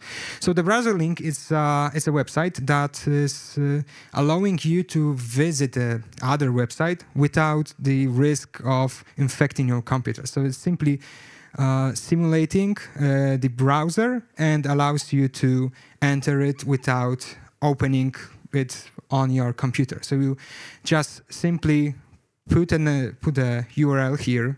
You even can choose the operating system and the browser, and you can test it. So it's simply open the window when you actually see a website which is opened on some server from all around the world, and that's how you can, on example, see how the scams are made. So here we've got the example that you can go to this link and to look for the video of a girl that was kidnapped, and you may help in searching for her.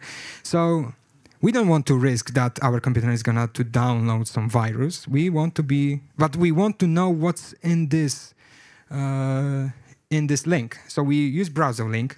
We copy the link there. We put it in this, and then we can see that it's actually mimicking the Facebook website.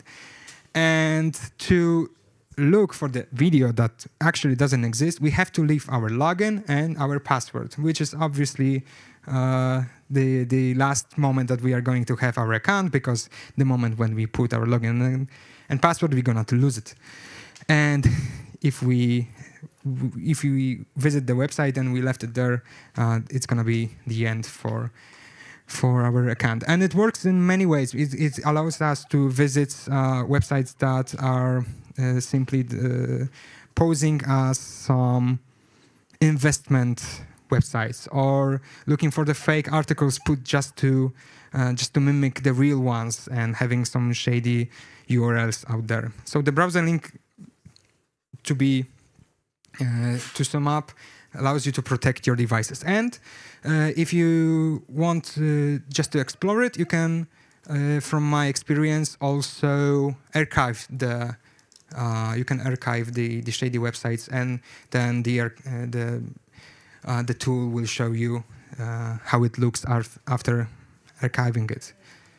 It's not as comfortable to use as the browser link, but it is also helpful. And the tool that may be helpful in your work is AI detectors. As I showed you before, they are website as AI or not, or website as Illuminati, and they are also the one that I'm going to show you now. It is a picture of supposedly a farmer protest in Poland. As you can see, there are this big road, and there are many people on it, and the cars, and it was during the farmers' protest in our country, and it was published by many well-known people, even politicians, and so you can probably think that those are the reliable sources, but after verification from our side, we knew that the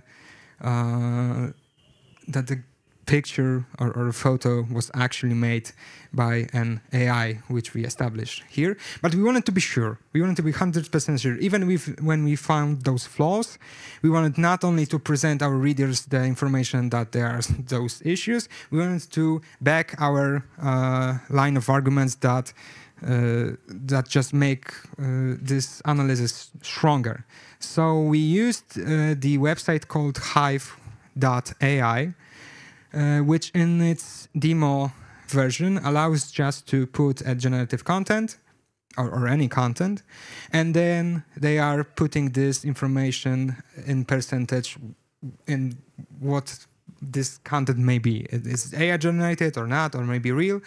And then we found out that the score of this was almost 100% that this is a generated one, so we could back up our analysis with this. What's the name again? It's Hive AI. Hive as a place where the bees live. Okay. This is the moment when you can ask me questions.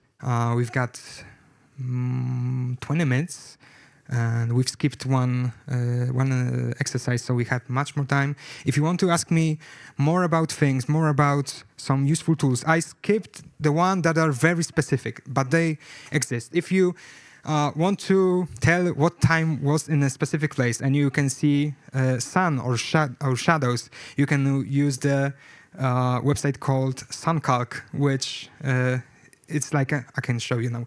It's like a big map from a Google, but if you put a specific place or time, you can see if something happened there or not. SunCalc.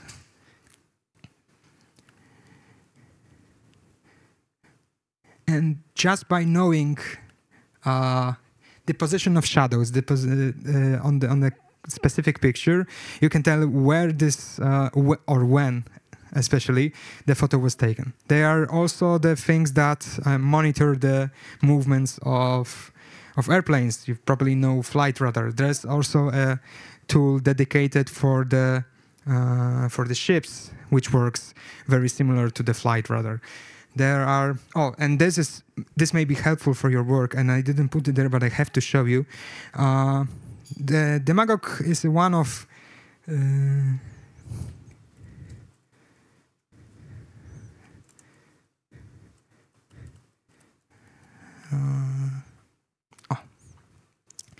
so. Oh no. Yeah, it's here. So Demagogue is just one of the many organizations fact-checking all around the world. And I strongly recommend you, if you are looking for the fact-check analysis in Polish, to look at our websites. But you can simply look for the specific topics using this site established by the Google. So it's Fact-Check Tools or Fact-Check Explorer, if you put it in there. And it is an initiative established by Google to gather the fact-checkers from all around the world. And they present the fact-checks in many languages and in many topics. You simply just put a topic and choose a language, and then you can see if someone posted it in your country or in other countries.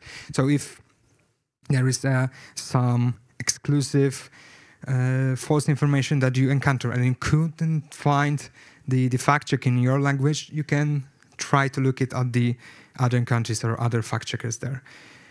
And it is a simple and very quick way to look for the reliable information.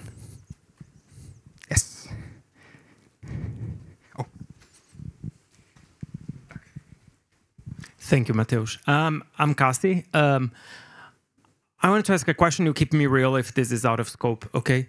But I'm thinking that, speaking of position of shadows, speaking of presence or absence of viruses in vaccines, these all talk to people's rational side.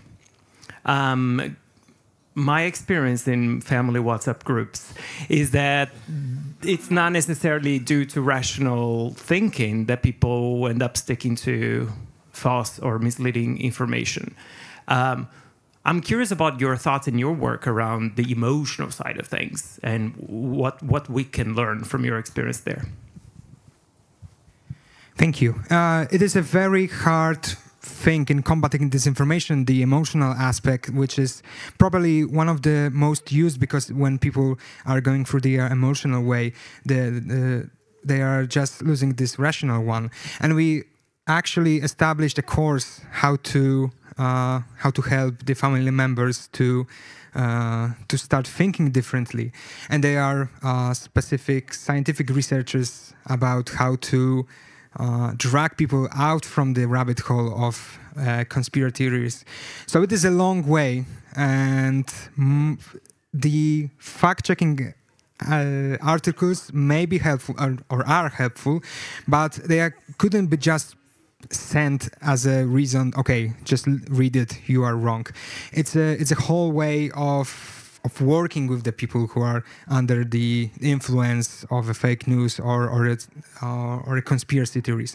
So it's more like personal talking, so like asking questions and going not in an aggressive way, but more like in cooperative way, saying things like, I understand that you are saying this. It is very hard to do it through the WhatsApp group, of course, because we lose this personal connection things which just ease the negative emotions sometimes. And yeah, if I don't have this experience, and if I got this one family member that is under the influence of conspiracy theories, and because I do a lot of these things in work, I just skip it, because I do it like 5 days a week, and that's enough. But what I recommend is this, or what I experienced during my research of this topic is to concentrate on the talking thing, and not just persuading that something is true or not on the start. And it's just like step by step. Just start with this, and then maybe support yourself with this article showing, okay, but you see, there are flaws in your in the things that you are saying. Thank you. Yes. Yeah, hi, I'm Grzegorz. I imagine that there are so many fake news and disinformation. There's not enough people in your organization to deal with everything. So I'm asking, what is the method of choosing the one particular disinformation that you sit down on it and try to explain people that this one is fake? Okay, so we've got some filters how we choose the information to analyze. One of them is the actuality of the thing. So if something's going right now, we're saying about the crisis events, or the voting on specific things on our parliament, or that creates those things. This is something that we really keep eye on, and to look if there is something disinformative in it. There are also components of the influence. So if we see things with hundreds of thousands likes or shares, this is a signal for us that something wrong is going on, that this may persuade many people on the internet, and it is probably a thing that is worth to look on. This one. And there are also the fact that our readers can send us the false information to check, and we also prioritized it, because we want to not only be the chooser, but we want to be helpers. And we are trying to help our readers in combating this info, which we may miss, and which is important to them. So the actualness, presentation in the web, on the social media, and the grassroots of the problem. Has anyone got a question? Oh. Okay, Łukasz, since disinformation can impact operations of a country or national security, are there any governmental agencies that you or fact-checking organizations work with, or that you can contact for information or count on for support? Yeah, this is actually one of them which contains the other one. So it's called NASC, and it's a Polish government organization or solely concentrated on cybersecurity, which disinformation campaigns is one of them. During the 2022 and 2023, we've received from them newsletters about the main disinformation narratives that are happening and operations that were happening in Poland. And they've also got this component called CERT. So it is a website or a part of the NASC concentrated especially on the cyber security dangers such as scams or frauds or danger to our cyber sites of banking or other ones. So these two are done by the government, and they're also trying to cover the things that are happening here. My question is about your answer. Is NASC an acronym? I'm trying to take notes. Yeah, it actually is. I will just show you. Okay. Sorry. Supercomputer, I guess.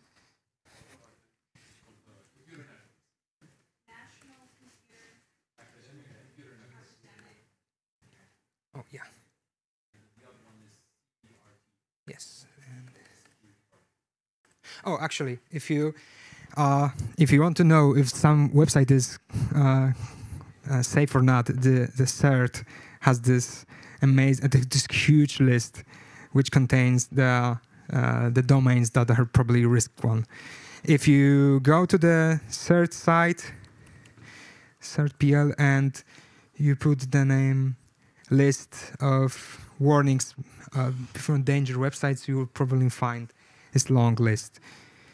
And NASC is publishing reports about disinfo and other things, such as usage of the internet by the youths.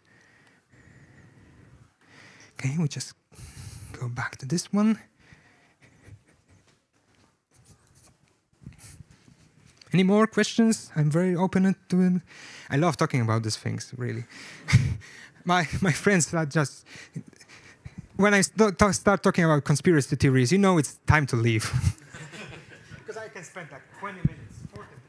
Yeah, I think in the speech you share a lot of useful tools for to check the fake news. But in Chinese Wikipedia, in our experiences, there is some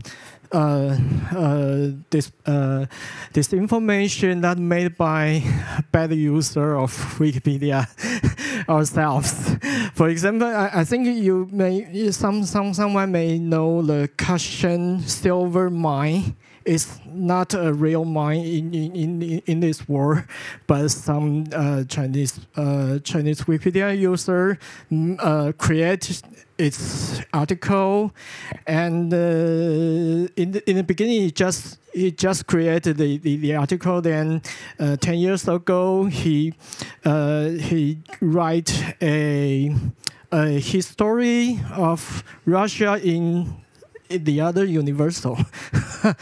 Yeah, so I don't know how to check that, because we can Google any information about that, and but he says the reference is from some book writing in Russian, and we can understand because we are Chinese Wikipedia. Yeah, so it's very hard for us to check that. Okay, it's a very tough question, especially by the fact that I did not work in the Chinese internet environment. So I might not have the ultimate answer for you. But from my point of perspective, even through the lack of the reliable sources, try to look at as many of them. The access to the books may be the ultimate obstacle, because many of them are not presented on the internet, but you can try to look it from the other side. So not that debunking the story, but maybe trying to debunking the author, or trying to look for the facts that he's assessing it. So not the whole one, but maybe just the points of them. Even the smallest holes in the whole narrative may help to weaken the impact of the false information. And fingers crossed in your work, really. Yeah, speaking of that hoax, and I remember it, do you find that disinformation is easier, is easier to believe and a little harder to counter if it tries to make itself appear to be sourced? I'm just thinking about over recent weeks, I don't know how much this has gotten out of the U.S., but J.D. Vance and the couch, if you're aware of that. Okay, here's some giggling.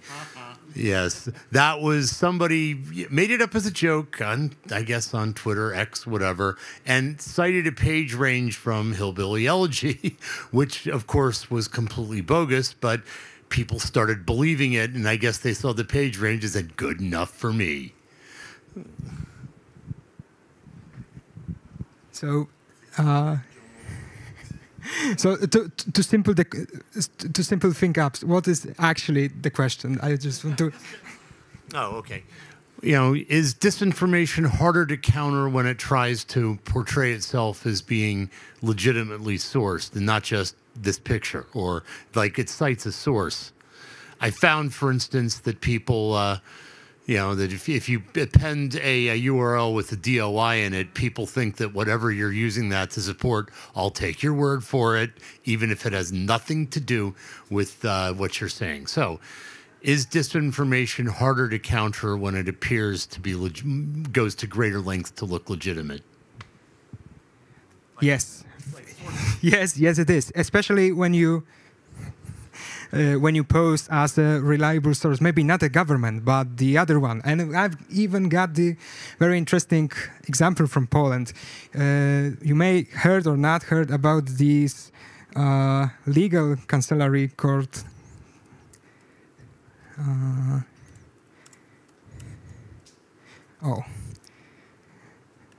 So actually, this website is posing as a legal site where you can hire an advisor, and it doesn't look different from any other of the sites. But the thing is that they are not giving any legal advices. They are simply posting things on their blog, which is full of anti-Ukrainian disinformation, anti-immigrant disinformation, and simply repeating the Russian narratives. And for many people, it may pose as a real thing because it is a legal cancellery. It's not a website built by the Russians to diminish us. It's simply a blog where they, except from the thing that they are helping people in court, they are just putting these things. But they are, and it is a very specific way to produce disinformation when you put or create a website that looks like reliable source. It doesn't have to be government. You can simply think about the Sputnik websites that are in many language versions, which are sort of Russian propaganda sites, which were present for many years in many countries. You can think about the fact what I said about at the beginning about this French website that was established before the Olympics, and used the GPT created articles to spread disinformation. So when you find this type of things, when something is publishing this full of negative emotions, full of shady news things, it is important to look if who are the authors, what are the connections. Look for the other reasonable sources. Look if someone wrote a piece about this specific website or a specific source. If you cannot find the author, or you can find no information about the author except this website, this is a warning site. If you cannot find the subsites about the website, it is like a red flag. If you see that there are some misspellings or some translation issues, you see the things that they are not supposed to be in this language, this is information for you that probably this is not the best thing to look the information to put in the article. Yes. Yeah, thank you. Hello from Ukraine, and I just wanted to say that we are in Wikimedia Ukraine. We also face some of disinformation articles, and especially if you want to check and if you are not sure about this source or this blog, for example. I just went to Commission of Journalistic Ethics in Ukraine. You can email them, and with the particular thing about like that you think that it's not true, and then it's an independent organization, and they just can put a result about their observance about this article, and it posted openly online, so you can just go to these decisions and see if the articles from this paper, for example, are oftenly put it to this organization that probably something is shady, even if they are trying to be like, we are just independent article or paper or something like that. So maybe if you have some, I don't know, organizations like this, it could help, because usually they spotted some shady blogs like that. And thank you. And that was the last question and last thing. Thank you very much for your attendance. It was very nice to tell you something about this disinformation. I hope that the techniques, the topics, and especially the essential tools will help in your work. And thank you. It was my longest lecture in foreign language. And I hope that I managed to spread the informations in the right way. Thank you.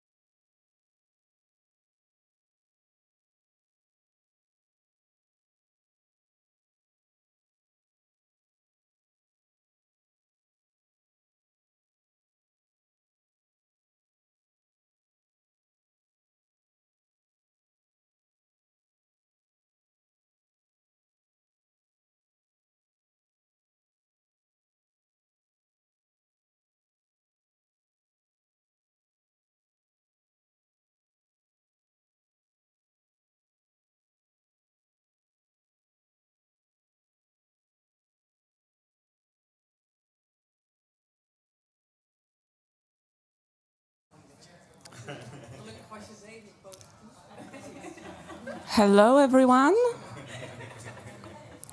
So nice to see a lot of you in this room with us today. I think the title of today's presentation, Learn from Each Other with Linked Data, promises quite a lot. And I hope we will be able to give you a short introduction to a project that Wikimedia Sweden has been working on for the last time. The purpose of which is to make it easier for everyone in the Wikimedia movement, volunteers and affiliates and other organizations alike, to share resources. My name is Alicia Fagerving. I am a developer at Wikimedia Sweden, and with me is my colleague, Andre Costa.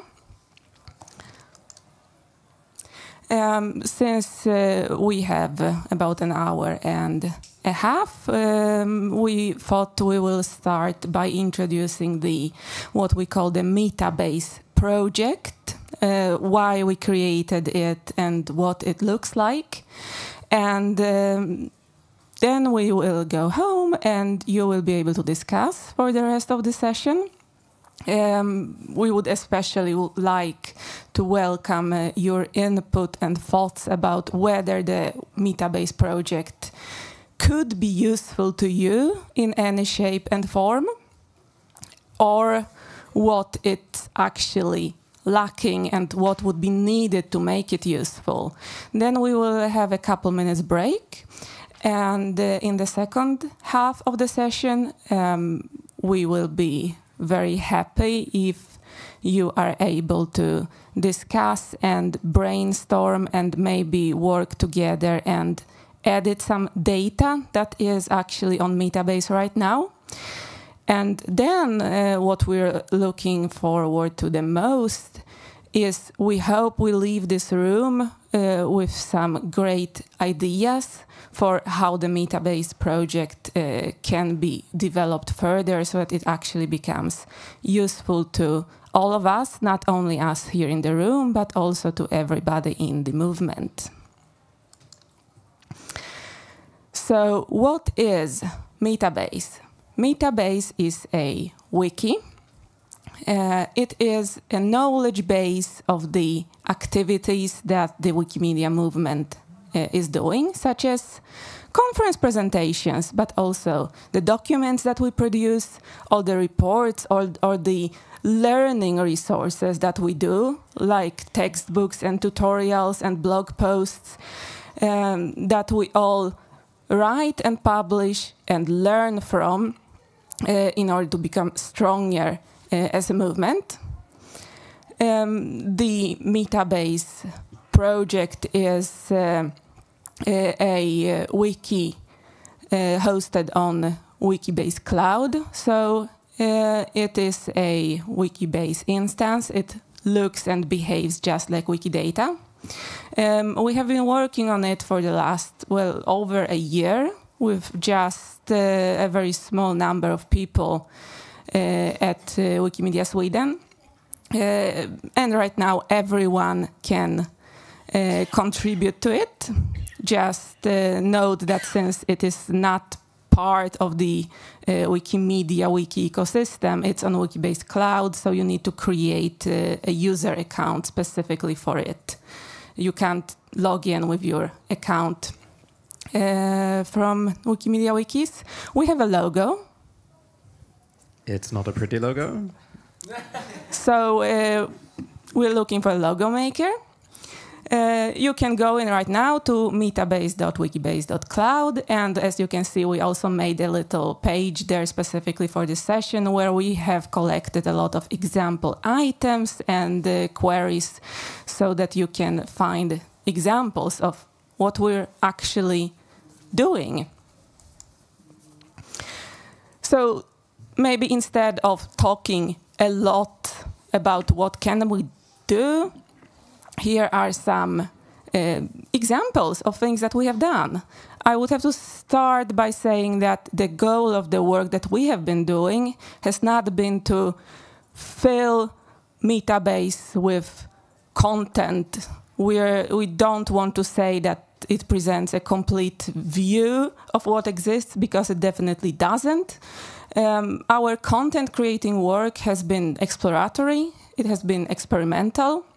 We've been trying to figure out what could exist on Metabase, because in the end it will not just be the three of us at the Wikimedia Sweden office who will put everything in there.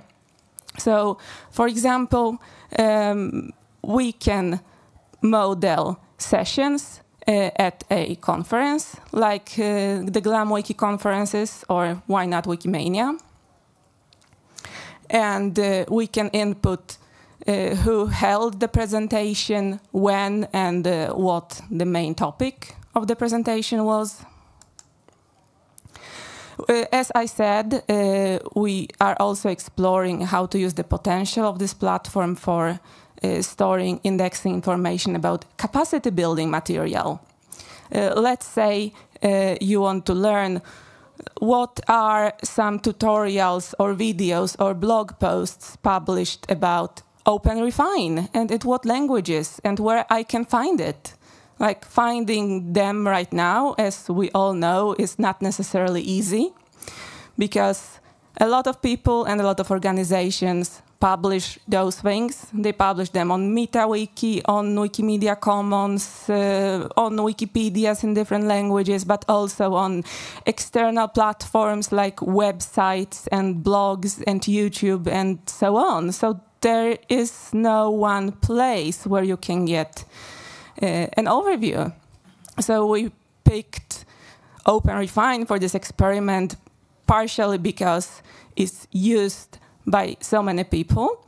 So many people in the Wikimedia movement want to learn about it, but also because it's not used exclusively by the Wikimedia movement. There are a lot of people from outside of our community, like scholars, who are publishing educational resources on their own platforms.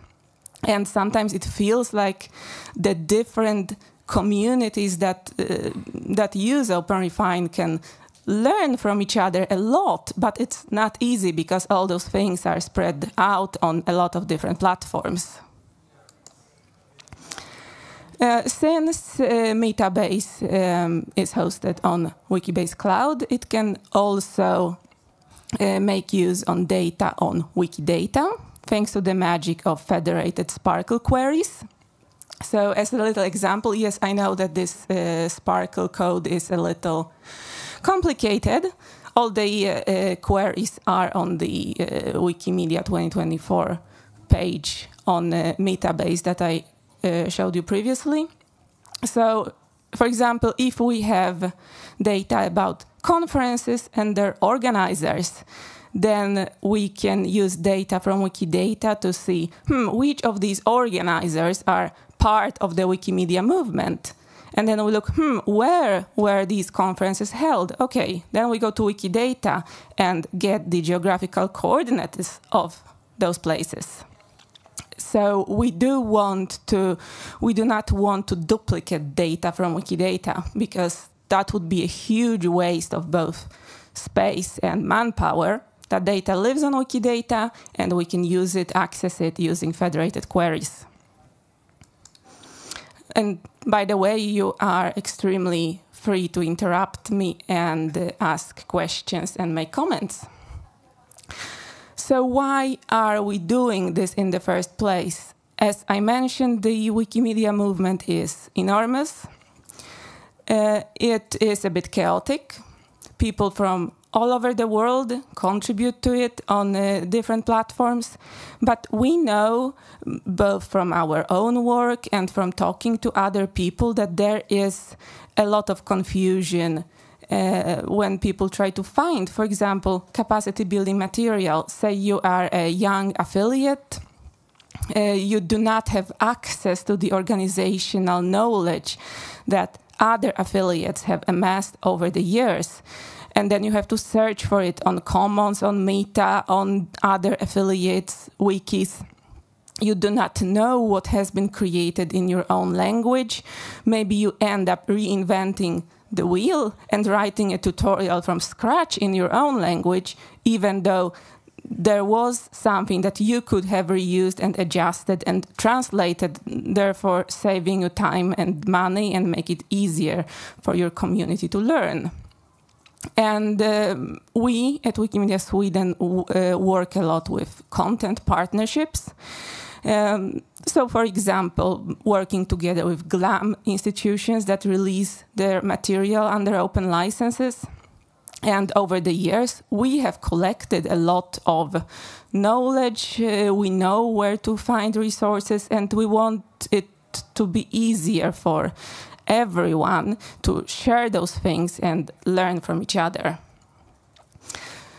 So there are a lot of questions that you, for example, as an affiliate, might want to have answered. For example, like which public agencies we have helped contribute data to Wikidata, or what resources are there about endangered cultural heritage in English or in any other language, so that I can read them and learn from them and you use that knowledge. Or from a purely organizational point of view, we want to be able to quickly check where we have organized the most of our events, our conferences and editathons, so that we can check whether we're actually covering the community in the entirety of our country. I see there is a hand raised. Could you? Thank you. So can you confirm that basically it's all about the events, the different projects, different user groups? What different other things? I cannot grasp yet what all the things are on there. The things that are in there are not set in stone. We're still developing the concept. But what we have been working on so far is events like conferences, presentations, editathons, different sorts of documents, both the internal documents of us as an organization, like yearly reports, but also like tutorials, videos we have published, and so on. So there are actually like two parts, both like organizational documents and like everything that we do as part of the movement. And I can maybe give, so when we tried to model data and put in data, we had one chunk of the work which was, as an association, as a chapter, what do we do? Like how do we structure our information internally today? Can we replicate some of that in a structured way so you can query across it? So we can access the metrics that we know that we have to report every year and so on. And then the other chunk of the work was for capacity building material within the content partnership space. How can we model that and do that? So we tried to approach it from both levels, but it shouldn't be considered exhaustive in any way, shape, or form. Thank you. And like just to confirm that our feelings about everything being chaotic and hard to find, we did a little survey on our friends from a couple of affiliates all over the world. Earlier this summer, we asked them for examples, like what sort of stuff do you actually produce and publish? And that's like everything from reports, tutorials, slide decks. They record their webinars and publish them. There are brochures they print out and give out to people. So there is a need to store information about different types of material. And where do they publish it? Everywhere, both within the Wikimedia ecosystem, and then it's spread on Commons and MediaWiki. Wikiversity we saw was used as well. Affiliates have their own wikis. They also communicate and publish materials on Wikipedias in their local languages. There is stuff that's hidden in Google Drive catalogs and then made public, rather than publishing the PDF on Wikimedia Commons or anything like that. So, I can share a link if you ask about it, but it's extremely hard to discover if you don't know whom to ask. Do you have a database of all these resources? No. I mean, that's basically most of this are just different versions of no. I won't call it database. We usually just use some links on web pages. Commons categorization. Yeah. How difficult or easy is it to discover such resources today? I don't know. Nobody said it's very easy. Also, different variations on could be easier. And here is something that we were very interested in, like if there was a new platform for you, a new infrastructure, would you be interested in investing the time in learning it? Because we all know that every time a new technical solution comes, you can think, well, it's very nice, it looks very interesting, but you actually have to sit down on your butt and look at it and learn. And it was very positive news to see that people are so desperate that they are actually willing to learn something completely new.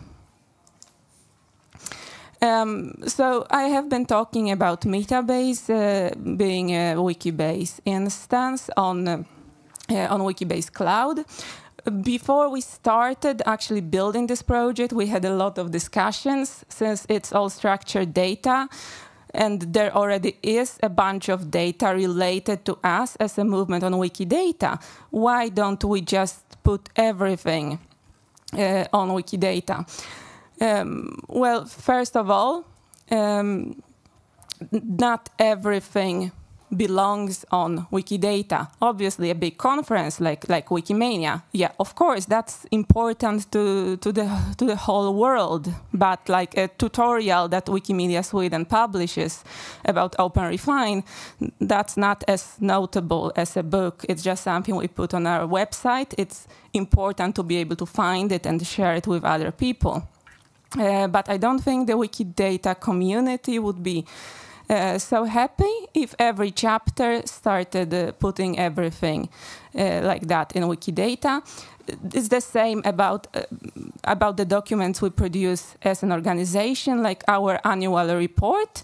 It's very nice to be able to share and find it, but again, not exactly as important as the scholarly articles and everything that's in Wikidata. There's a question I see. So some people did start creating items for conferences and stuff like that. Did you also import that as like a starting point? Because there's always a notability discussion on Wikidata. Some people think that you should make an item for every molecule in the universe, and other people are a bit more strict, and a lot of people are in between there. And so you might be able to salvage some data there before it ends up in the bin again. Exactly. Yeah. Thank you. And again, since we have this separate platform, we also had to make some decisions, like where do we draw the line between Metabase and Wikidata, since we don't want to duplicate. Like, we want to be able to say this conference was held in Katowice, but we don't need a full item of the town with its population and when it was founded and so on. So we have this like mental concept on Metabase of content items, which are the actual things that we focus on, like our conferences and sessions and tutorials and stuff, and support items like Katowice or Sweden, which we just provide their Wikidata ID as a property. We have a property same as on Wikidata. And we only provide the Wikidata ID for that. And then we can use federated queries if we wish to get more information. And that's just to avoid the duplication of data. We've also had a lot of discussions about what sort of information we should provide about the people in the movement. Well, that's important to be able to say who did what. But we know, for both legal reasons like GDPR and like ethical reasons, we're not interested in gathering information about people. So we just have like very simple items with a label and instance of this is a human.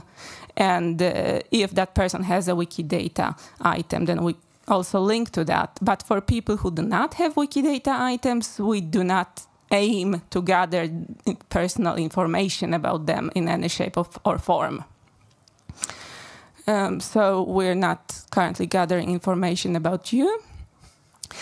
We've been trying to keep the ontology of Metabase very similar to that of Wikidata's, both to make it as easy as possible for newcomers to start editing, but also like in the future, who knows, maybe the Wikidata community will want our data, and then it would be easier to import it. We've run into some problems with Wikibase Cloud. For example, Wikibase Cloud does not allow site links. So instead of like being able to site link to the Wikimedia platforms, we have like a property described at the Wikimedia page. And we've also had and the need to some more movement-specific properties. Like we have an editathon, we want to be able to say, okay, people edited Wikipedia in French at this event. So we have the property Wikimedia platforms affected. And then you can run a query, okay, how many editathons we have done where people edited Wikipedia in French? Obviously 0. But we have the possibility. And then, of course, what are the things about? That's the most interesting thing. So we have the concept of like index terms or keywords or whatever you choose to call it, like museum or feminism or public art. And again, we do not duplicate information about these things. Information about these things lives in Wikidata. We only provide the Wikidata ID. Like a bit of a problem with that is that we do not replicate the hierarchy from Wikidata.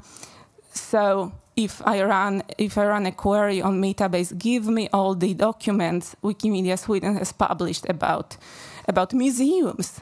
Then if a document is tagged with main subject art museum, then of course that won't be found. But we decided that like trying to replicate this from Wikidata would be a lot of work, and we can just like federate it from Wikidata, hoping that the hierarchy in Wikidata makes sense. A little example of a query. We've had like a little project to model everything that was done at the GlamWiki 2023 conference, and to the best of our knowledge, tag those things with main subjects. A bit hard sometimes if you weren't there and if you're not actually familiar with the subject matter. But the point is, as I said, not to create a knowledge base, but to demonstrate what the knowledge base can do. It can do graphs. Very funny. And a note to that is, as you mentioned before, it is difficult to find information about what other people have done. It's also hard to find information about what you have yourself done, because yes, you might find that link to that document, but figuring out what it was about really, yeah, and even within your own organization, is hard. Yeah, we had to ask our coworkers, do you remember what you did? Do you remember what you talked about? You have some notes here, but nobody understands them, and I bet you don't anymore either. So it was very interesting for us that we need to get better at writing our own damn documentation. And there is a deadline on doing that, because a lot of it is just held in the minds of people, both where things are and how they tie together. So yeah, we've done, a very, very, very tiny amount of work. And it's not like we will be stewards of the movement's collected knowledge in the future. We hope that the community gets interested in this platform and actually starts contributing to it. We've built a foundation, we've built the infrastructure, like the ontology. We have discussions about how things should be modeled. We made help pages where we describe our train of thought, hopefully in a way that other people can understand, in English, not in Swedish. But we won't be able to know if our work makes sense at all until our people can actually test it. I don't think we've had people, like maybe one or two persons who are not from Wikimedia Sweden have like popped by and made an edit or two. But in the end, like this needs to be done in a more structured way. Like we imagine an affiliate might get interested in it and like look through their like reports and stuff on their affiliates wiki and decide to input it in a more structured way. We have a lot of open problems. Here are some examples, like the big one. Like, does this make sense? Is the scope okay? Are we missing something that is completely obvious to all of you? Like, we need new editors. What do we do to get new editors and help them thrive and so that they actually stay there and keep contributing? One big like thematic issue we've been dealing with is things like budgets and grants and financial information, because like we want to be able to say for this project we got money from this organization and so much and so on. I don't do money, so maybe you could comment. Mainly, as we mentioned before, we tried to keep the structure very close to what Wikidata has done, like the ontology. And Wikidata has not done very much on that aspect, unless you're talking about production costs of movies and stuff that shows up in info boxes. The rest of that space isn't really explored. Yeah, exactly. And of course, every country and every affiliate has like their own vocabulary and their own way of doing this sort of stuff. So now I would like to give the floor to you. Does this make sense? And can you already see that this can fit into how we're doing things as a movement right now? As I'm especially looking forward to hearing from you who work for an affiliate, but also volunteers and anyone interested. And originally we thought about having this as a workshop, but this setup isn't really that conducive to that. So I think passing the mic around, making notes, and then we'll use that as an input for the second session. So if people help taking notes for that, then it will make it easier for us to figure out what to focus on in the second part.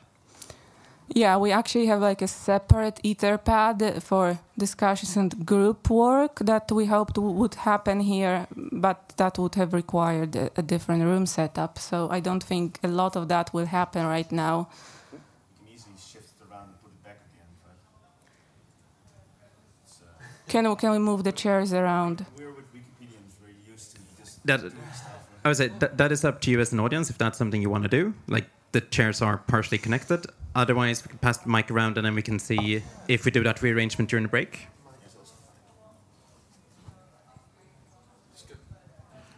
Well, hello. I'm Andinácio. I'm from Wikimovimento Brasil. And first of all, I want to congratulate you on the initiative. It sounds very interesting. And I think that the challenge now is to understand how can people appropriate themselves with this. So I'm the project manager of the Capacity Exchange project. So for those who never heard about, is a platform that we are developing to work as a common space for Wikimedians to share capacity, for capacity building on a global level. So in our previous prototype, we had a problem with indexing skills that people might want to share or learn, because in our previous platform, we worked with a system that people could create items. So imagine, like, if I want to share the skill related to an editathon, and I write differently from you, this led to duplicate entries. So in our current platform, we decided to use a model of like a skills directory based on the Let's Connect directory that they have. So we chose to use Wikidata to index these skills. And another challenge came up because on Wikidata, the items are too general. So sometimes we want to explain in a specific skill and a specific Wikimedian skill. So we are not able to do that. But nonetheless, we are using Wikidata. So we crawl for the description and the label of a given skill into our platform. So as we were doing that, we heard about Metabase. So for us, it sounded like a solution for our platform. And we are looking forward to collaborate on this. And that's it. Thank you. Thank you. There is another question.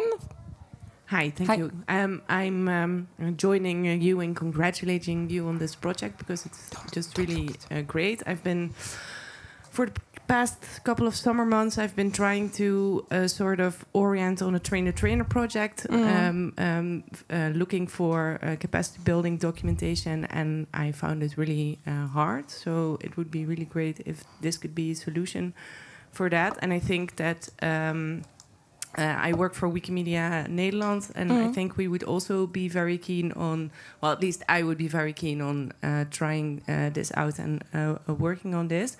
But I was wondering how you, because I heard you mention federated queries a couple of times, and I was wondering, but maybe you can show us in the next part about usability, because I can imagine that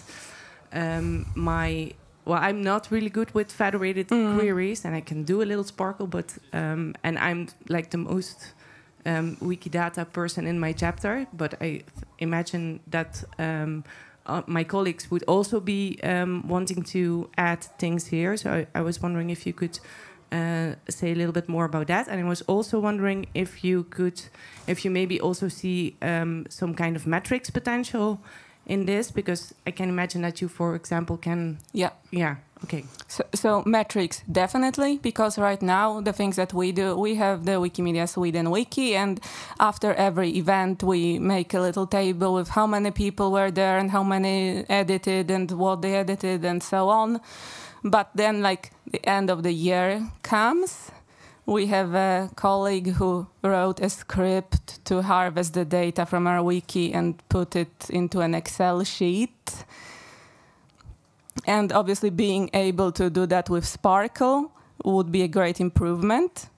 It would still have the same problem that you mentioned. You need to know Sparkle to retrieve those things. But I mean, it's still better than just one guy with a Python script. So no matter how you look at it, you do need some level of technical knowledge that a lot of affiliates simply do not have. And if I can add, so we discovered there are two challenges. One is data entry. A lot of the people who showed up to this room have probably edited Wikidata, but there are a lot of chapters where no one's edited Wikidata, but they still want to structure this. So there's currently a challenge on Wikibase Cloud that you don't... For Wikidata, there are some simpler interfaces you can use. These currently don't work on Wikibase Cloud. That, as far as I know, is being worked on. And the other one are the stuff that requires a more complex technical knowledge, like this more advanced Sparkle queries. And there, I think a lot of work can be done on having a lot of good examples.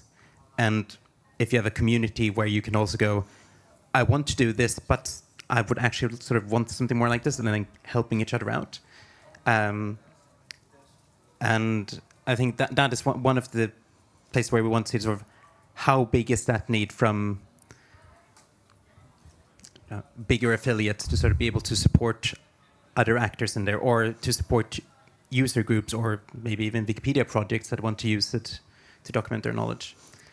But those are two key technical hurdles that we've discovered. Yeah, and I think this also leads to another question about the role of Wikimedia Sverige once we have released this platform to the whole world. Like right now, we are 3 administrators who are actually working on it. That's me, that's Andre, and our colleague Andreas back in Sweden. We have done all the modeling, all the discussions, all the data entry. But this is obviously not sustainable. We do not want to own Metabase. We want the whole movement to own it. Like, maybe in the future it will become part of the Wikimedia ecosystem in the same way that affiliates wikis are. And I imagine we would have some sort of like technical help desk role. We don't need that. Like right now, we just have the main page has a talk page, which is where people can write things. But that's simply because not a lot of people know about it and are actively editing. But we will need some sort of like ask a question, like a village well or whatever you call it in your wiki, where people can exchange experiences and help each other. But in the end, like we are the owners, like we have the legal responsibility for the data in any case. Since Wikibase Cloud is hosted in Germany, and there and according to the law, we need like a responsible organization. In the end, we are responsible for the data. Like we are considered the publishers from a GDPR point of view, for instance. One note that I realized wasn't on the slides was, as part of the reporting we did at the end of June, we published 3 case studies about this also. So they are on Meta. We will add the link to notes. They are on the Wikimedia 2024, on the Wikimedia 2024 page. Good. In the bottom, there are links to some case studies we wrote, to some previous presentations that we had about this project as well. Yes? Yeah, for me it also seems very interesting for the history of our own movement. Like, I was in a meeting earlier today, and they said we never had a Commons meetup, and I think we had one back in 2009. Then you have to look on MediaWiki, on Commons, on Wikidata, on or your chapter wiki to find where did I document it. So this would be a huge improvement for that. It's on Meta. It's on Meta. Yeah, or we have Outreach still, and some of the other. Yeah, we have Outreach. This was on Usability Wiki. I found it through Google. It's like I didn't know we even had that anymore. So yeah, it would be great. And in the GLAM session, in the pre-conference, it was also mentioned that we need some kind of index to find things. Basically, this is it. So maybe you can get those people on board too. Yeah, and speaking like of outreach, we have this month in GLAM newsletter that I know people are a bit divided on whether it should live on Outreach or somewhere else, or why does it live on Outreach. But it's a great source. It's a great historical source of what we have done. So we have actually been using it to find information, but obviously it's not something that we can do ourselves. And we know that there is a data set where the foundation has gone through. What's the third foundation? Yeah. But it's a big Excel sheet. Yeah. So someone did the work of going through all this month in GLAM and putting this edition talks about the editathon in Stockholm, and it was published in November 2017. Well, I think this is a great idea. I love it. I was wondering if I guess tools for automated editing don't work yet, right? That's complicated. Yeah, so here's another thing about Wikibase Cloud, like no gadgets, no user scripts. If you want to put in data with a script, you have to write your own Python or whatever bot. But we also see this as a big problem for attracting new editors, especially people who are experienced with Wikidata. Because it wasn't until I actually started working on Metabase that I realized that 90% of my own Wikidata editing experience is gadgets and user scripts, and suddenly I'm raw dogging like a Metabase instance. It's not pleasant. Like things like constraints. Merging items, exactly. Goodness gracious. And I don't know this, but do mass uploads, quick statements, OpenRefine, do those work? Quick statements does work.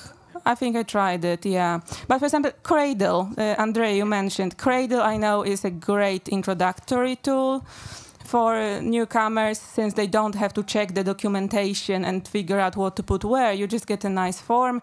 Wikibase Cloud instances do have a built-in Cradle, but it doesn't work. Like it thinks it's on Wikidata. You start looking up an item and it searches in Wikidata instead. But as you said, there is some ongoing work because we're not the only Wikibase cloud instance that would benefit from it. Yeah, I'm Peter from Wikimedia Australia. I guess, and I also think it's a great idea. I think we have quite a. I mean, our workflow, I guess, is we track these things in Google Sheets. So, you know, a way of importing them would be terrific. I think too, being able to, have a way for people to upload these easily would be good. And also the metrics around being able to find things in terms of, you know, being able to not just find everything on something, but what are the things that are being used the most or reused the most. So those kinds of connections would be terrific. Like if you knew that this was derived from that thing and it's being used a lot. So, yeah. Yeah, and we've also been experimenting a little with like modeling data about batch uploads and other collaboration projects. Like it's nice to know, like back in 2017, we uploaded 3,000 photos from the historical museums and the main subject was architecture. Those things are not very well organized on Commons right now. One thing we are looking at is if metabases, if it's primarily intended to be a place where data lives, but not necessarily where you experience it, then you can look at ways of, say, using Listeria to present that data on your chapter wiki or something like that. And that looks promising, but we haven't properly dug into it. Yeah, because there's no point, like, we could make a script, but there's no point of remaking Listeria from scratch when there are so many people already using it and familiar with it and loving it.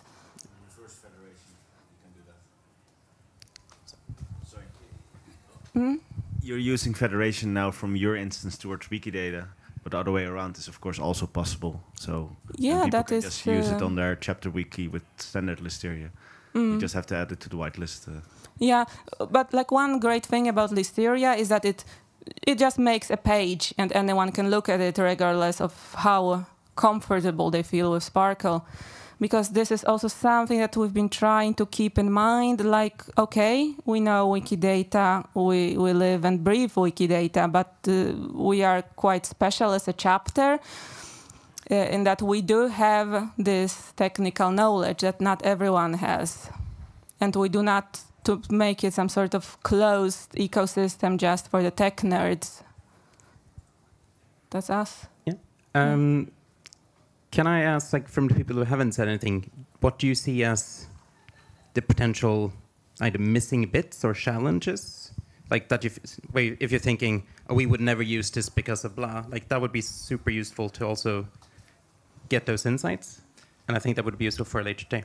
So Antoine Sroun from Wikimedia France. Hi. First, thank you for your work on this subject. I'm happy I attended this session because we actually started that kind of work, you know, because in every sessions, in every conference, it's always the same subject treated differently, presented differently with the same and different resources at the same time. So we started a work with a big Excel sheet as well. And when you talk about challenges, and the one you mentioned is very interesting, it's about the content, the actual content and the actual challenges that are all in all those resources and sessions.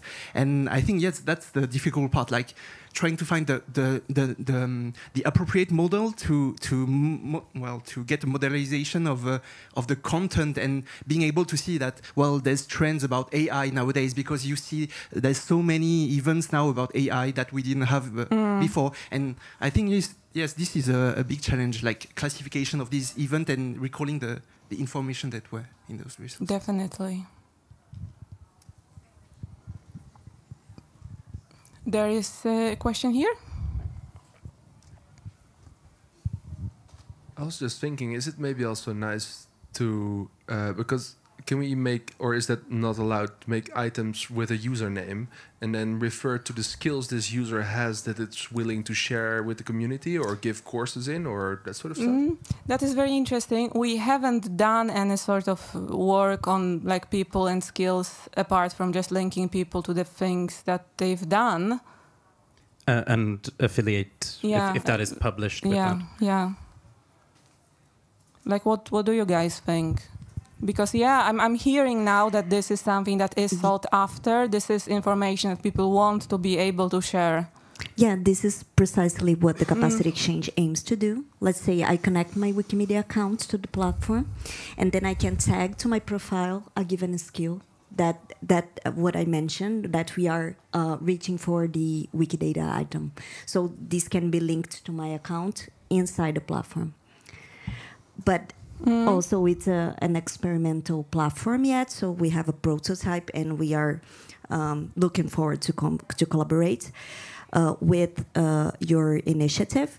But regarding the challenge, one thing that popped up when we are considering to use the metabase to list all the skills that we want in the platform, and more than that, to enable users to create items that are missing. One thing that we consider was, what if we put like energy and work within the metabase, and for some reason, let's say in a couple of years, the initiative slow down or even dies. We hope not, but this is something that we were questioning, you know? We are questioning this too, the future of Metabase. As I mentioned, it would be amazing to see like Foundation supported officially. But right now, this is just a pet project of the three of us. Would you like to? Can I just comment on that quickly? So for the person skills, one issue is that since it's not Wikimedia accounts, you have no way of knowing. Oh, this is actually Andre saying that he knows this skill. So there's a privacy issue there that you cannot prove that it was actually the person who volunteered this information. But that's workable. You can find ways around that.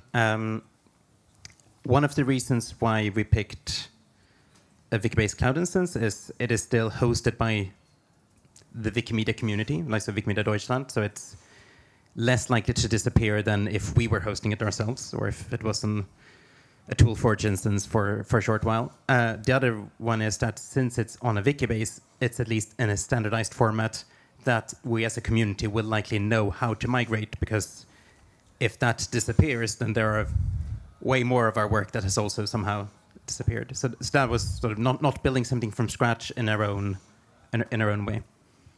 Yeah, I think we might take like one more question, and then we'll have like a 5-minute pause after that, and then we can continue. It's not as much as a question, more like a comment. I think I feel your fear as well, but I do think that it's important to sort of also invest in these kind of developments, because I do think that if we adopt it as a movement, it's going to be so big that it becomes essential. And if something's essential, then we are going to have to find a way to keep it running. So maybe it's more like a question of how you get people to use it, as many as possible. And I think there's an issue. I'm less worried about the platform disappearing than the skill among the people using it disappearing as people move from roles to roles and so on. So that's more of a worry for me. Andre, would the right to fork, that's something we do for all our wikis. We should also make it very explicit for this one, so that you have regular dumps, stuff like that, that if something happens or we get into a fight, someone can just take the data and move it somewhere else. I mean, the right to fork is quite essential to all our other projects. So it means it's open license, like all of the other Wikimedia projects. I'm assuming that implicitly means you have the right to fork it. Yep. You need to provide a dump of the data. Yeah, and on the dump side, and that depends on Deutschland, since it's on the cloud instance. And I don't know if that exists. I'm hoping there are backups. At least. Is there anyone and here? should publish and archive them like the other wikis. Then that's a good note. Yeah, 5 minutes. What time is it now? It's 4:20 right now. So 25 past? Yeah, thank you.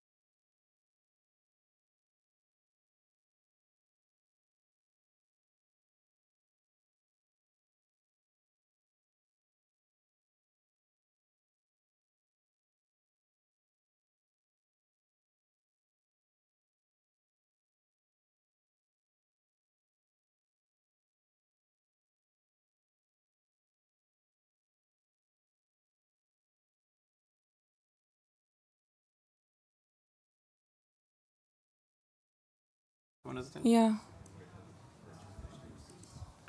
I see there is a lot of talking, a lot of discussion in the room, which is great.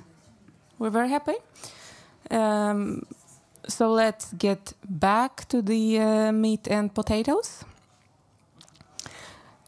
As we mentioned, we were hoping for some productive work to happen in this room. We have a couple ideas for what we might be doing for the next 15 or 20 minutes. You can go directly to Metabase and get started editing. Just remember you have to create a new user account. Have a look at the examples that are over there on the Wikimania 2024 page to see what a conference session looks like, what a slide deck can look like when modeled on Wikibase, and see if there might already be an item for you.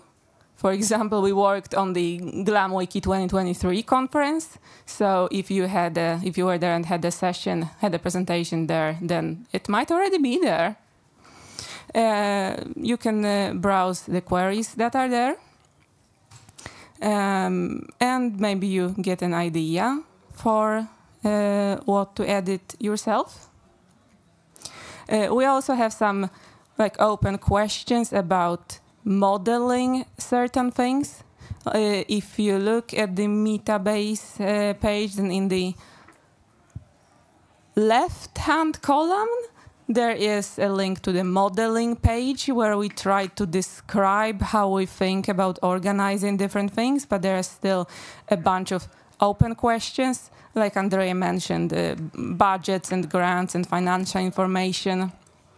Something that we have been wondering about is projects that are not just done by an affiliate, but community projects, like either an affiliate supporting a group of volunteers, or like wiki projects organized entirely by the community.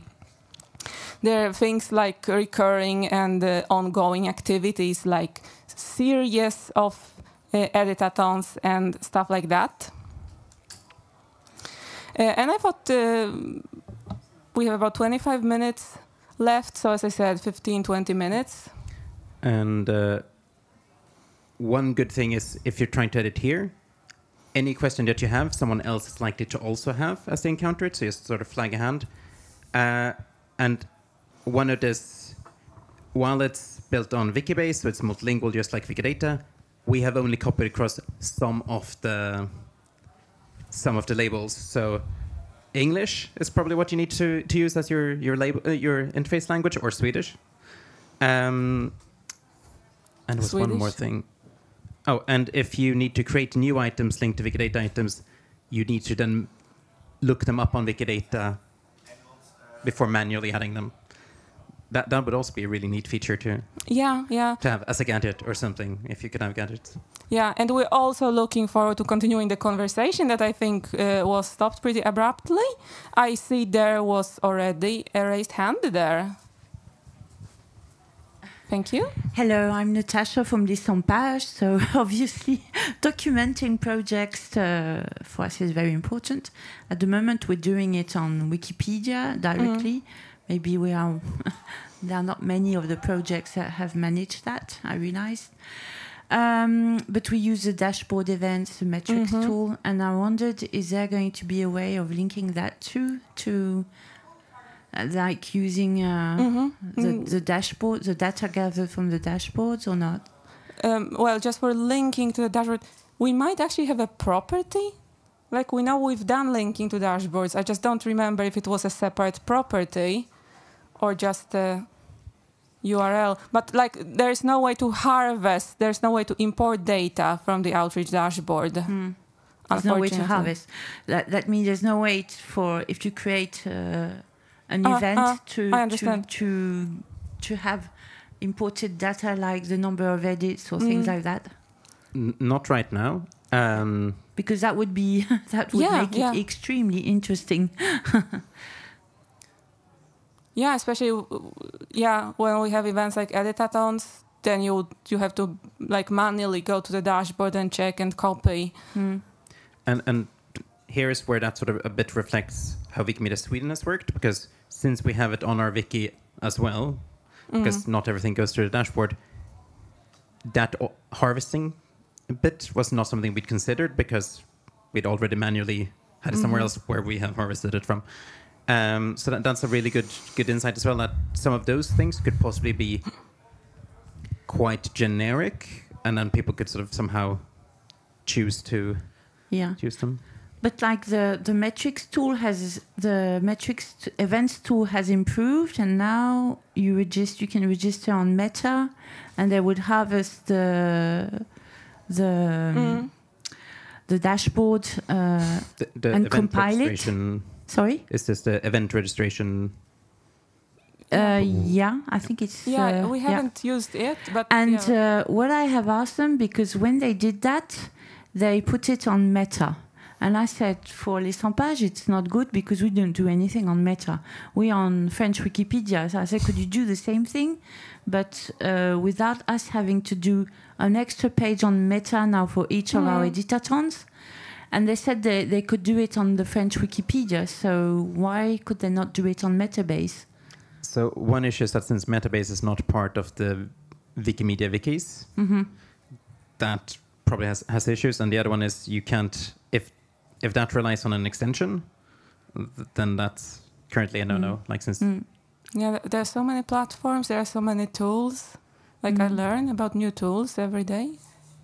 But that said, like in the future, that might then be a sensible integration to have, or at least to have, because that's how I do my annual reports to get the cohorts and the retention rates, blah blah blah. Now you can just do your page on Meta, link to the dashboard, and it pulls all the data for all the year. So maybe just being able to pull that out, like the general data year by year. Yeah, exactly. I mean, this is exactly the sort of work that a lot of affiliates, a lot of user groups, a lot of volunteer groups have to do. When the end of the year comes, we have to collect all those metrics. And we can ask a guy with a script and an Excel sheet who will then bother us. Please update your data. I will harvest them now. And also, for me, leading a gender gap group, for me, the retention day at 7 days or 3 months is not important. What I want to know is the people that stay after 3 years or 5 years. For me, that is retention, not 7 days or 3 months. Yeah. That's an event-based perspective. That is not Wikipedian or Wikidatan. That is a GLAM or Wikimedian perspective where you organize events and you only look at what is happening during events. But we don't know what is happening between events, how the people contribute from one event to the other.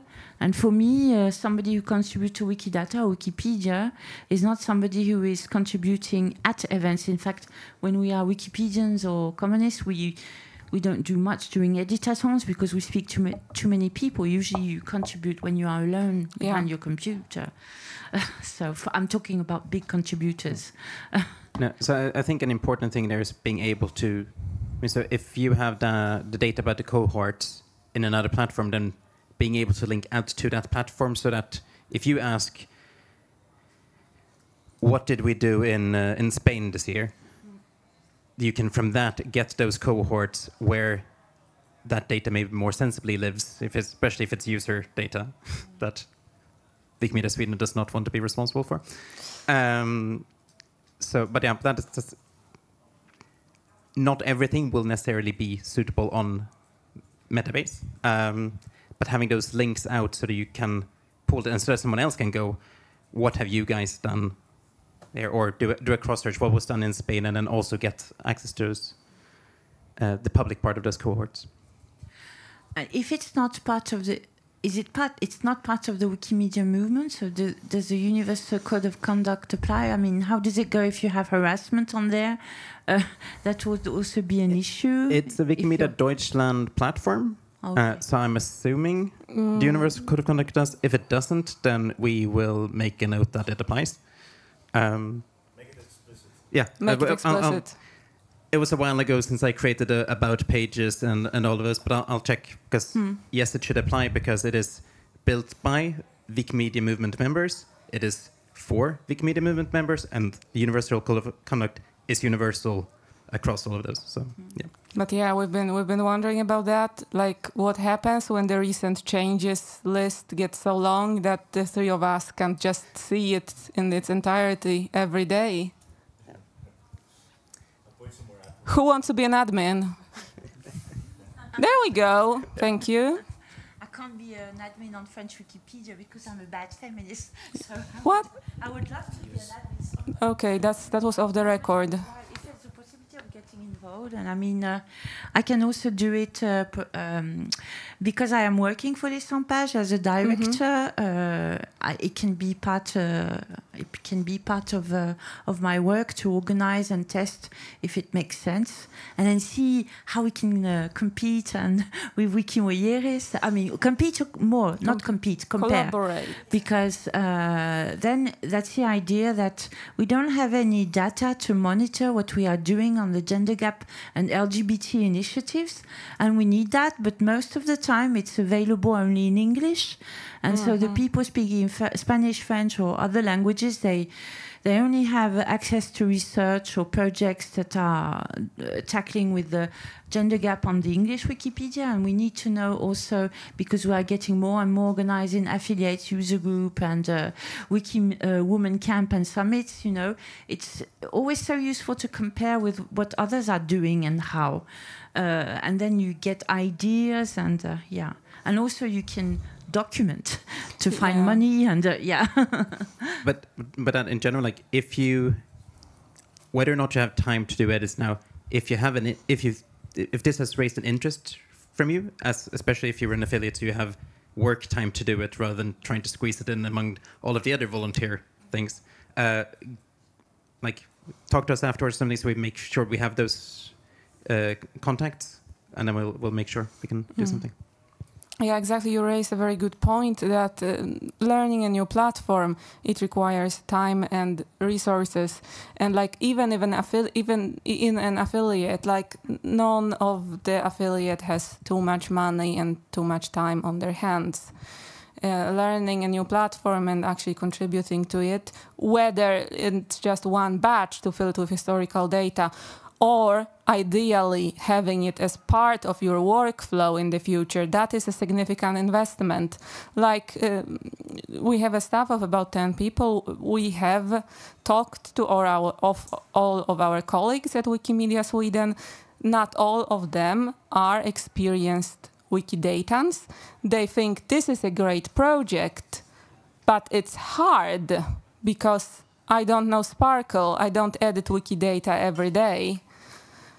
So we imagine that there should be some sort of support role of like Metabase help desk who can take requests. Hey, can you help me? Like, I need to collect these metrics from the last year. How do I write a Sparkle query for that? There is a raised hand there. Thank you. So I wouldn't worry too much about it. Like, we often start new wikis in the wiki first, like new languages, stuff like that. And so on Incubator, there's all these checklists you can just use at some point if you're growing. Like, who make admin, just see who is active for a couple of weeks and did a bunch of edits, and and trust. Just make them admin and just go with the flow. That's more the wiki way, right? And first start filling it, I think, would be regarding the financial data. So one of the things I always wonder about, we did that for previous event, is the cost per participant. because over time, depending on what region you're doing it, or if it's 10 years ago or now, it's always an interesting metric to be able to compare things. Like we are all here at an event, and if you do the cost, how much does this event actually cost per participant? And it also makes that kind of data would be very useful. So not only the total financial data, but actual the kind of metrics, so you can compare things with each other. Yeah, well, I've had 3 donuts today. I don't know how much that cost. All paid for, I guess.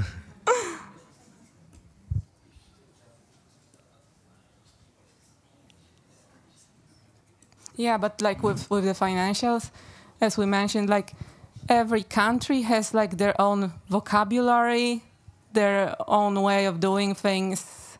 And like one of the reasons why we didn't start working on just Wikimedia Sweden's data, well, we could have done that, but then we would create a silo. This is how we do things in Sweden, and especially with something big like this, we really do need input from the community to come to a conclusion that, well, I don't know if it's possible to make something that works with everyone, but at least that it's general enough so that it works not only for us.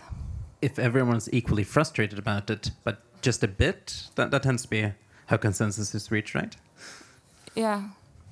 Like everyone agrees that this thing sucks and we will just keep contributing to it, just like with Wikidata.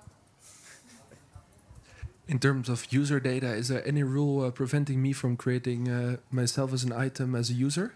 No, I mean, if you're notable, like you make an item for a presentation that you had, or for an article you wrote.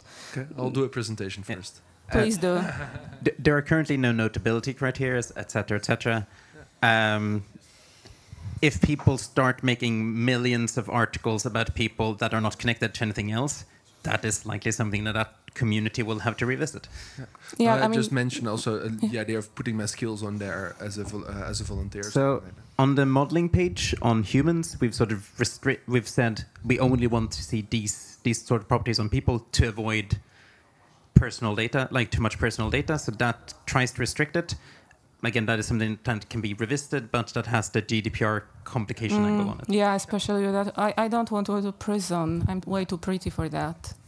No, you would go, Andrei, because you have your name on it. I'm too late. There was a. Did someone? Oh, just holding it, just for the fun. Yeah. Oh, there's Sandra.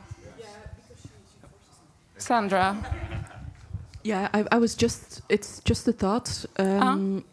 So, because there's a question like how many people will have the skills, or will find it a hurdle to do Wikidata-like activities. One thing to think about might be also to have a very lightweight, user-friendly interface on top of it. So not just the Gradle things, but I think like Albin has worked on this. What's it called? The Snowman? Monumental. Like there was the Monumental, which was a software that was supposed to help people create items for protected buildings, like with a predefined form, which was supposed to be like pretty and user-friendly for the people of this day and age who expect things to be pretty and user-friendly. Yeah. But again, like if I think about Wikilove's monuments, how many map tools have you seen for Wikilove's monuments? It seems like every country develops their own tools. So again, I would love to see some sort of universal, I don't know, user interface for Wikibase things that we can modify to our needs and so on, but that would be a huge project. Yeah, I mean, it's really lightweight, just, user-friendly pages. So the tool I'm talking about is, Albin has developed, I think, a toolkit to build really easy websites on top of Sparkle endpoints. And it's called Snowman or something. Yeah. And, just having lists of topics, something like that. Yeah. This is for displaying the data, not for entering it. Yeah, but it could include, you could include in it like, okay, here's a form to take away the barrier of it looking like a scary Wikidata. Yeah, I mean, Cradle could be a solution if it was prettier. because Cradle still looks like what it is, which is a volunteer-developed tool developed by a Wikidata and made for Wikidatans who think Wikidata. And also there are two differences there. One is lowering the threshold for data entry, and that's where we sort of thought Cradle already exists, et cetera, et cetera. The other one is having it as an interface for browsing the data, where Listeria was the lowest threshold possible because fairly well used, but there are also other tools. And for data entry, you're limited by either it has to be a complete external tool so that it just talks to the API, or it needs to be one of the few gadgets that have been installed, where Cradle was one of them. For data visualization, you're always pulling that data out. So that makes it a bit easier, but we don't want to maintain a new tool. It's sort of... Yeah, like I must say, we are on very friendly terms with the developers at Wikimedia Deutschland and the developers of Wikibase Cloud. So we've been sharing our insights. They are extremely happy that people are finding new ways to use the platform. So I hope that the development will go in a great direction.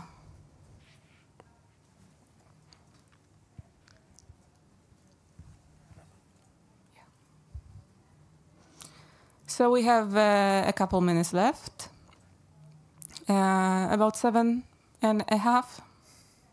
I see some of you are at work. I can't see whether you're actually doing work or just writing Facebook posts. Browsing cats. People don't use Facebook anymore, don't they?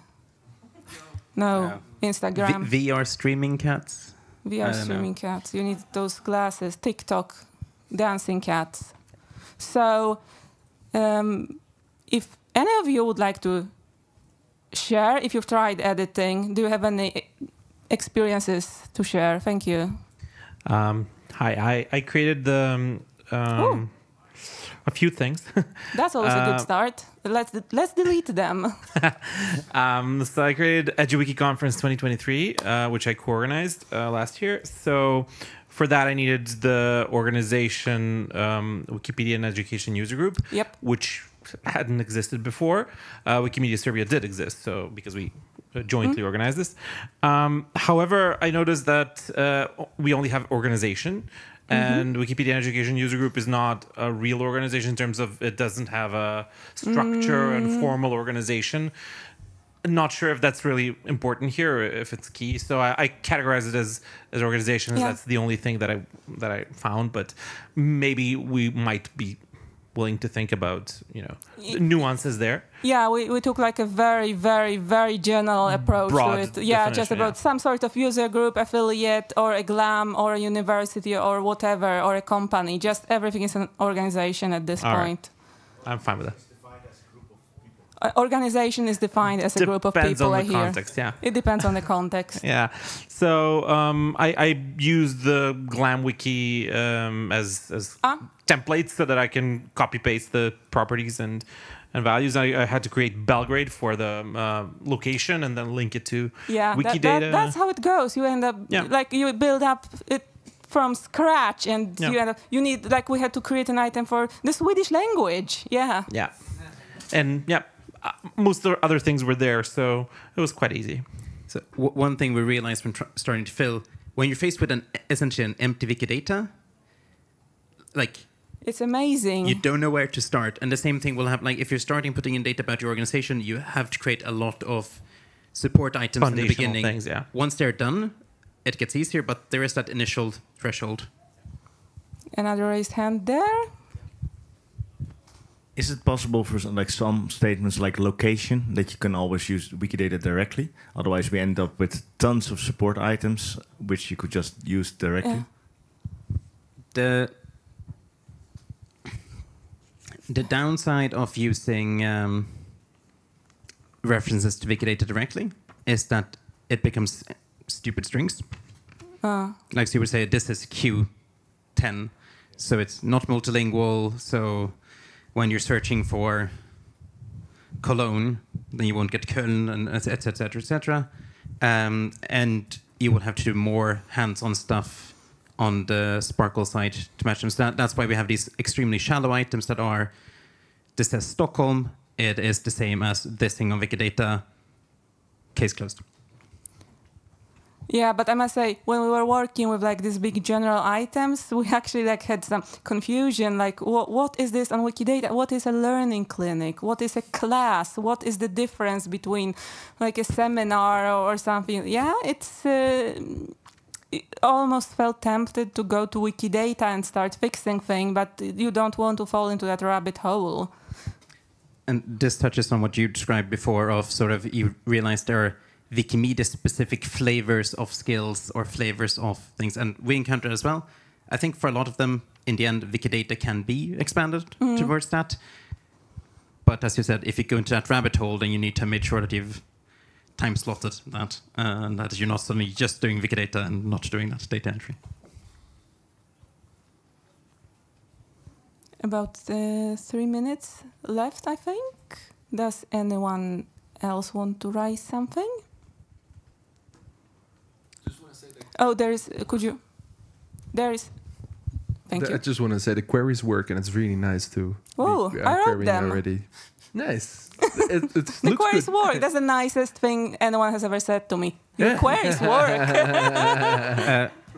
Your life is a piece of burning shit, but your queries work at least. One warning about the queries, they create tiny URL links. They are blocked on Wikimedia wikis, like the short links, so you need the long list links if you want to share it on a Wikimedia wiki. Just oh yeah. Good to know before you're trying to figure out what's going on.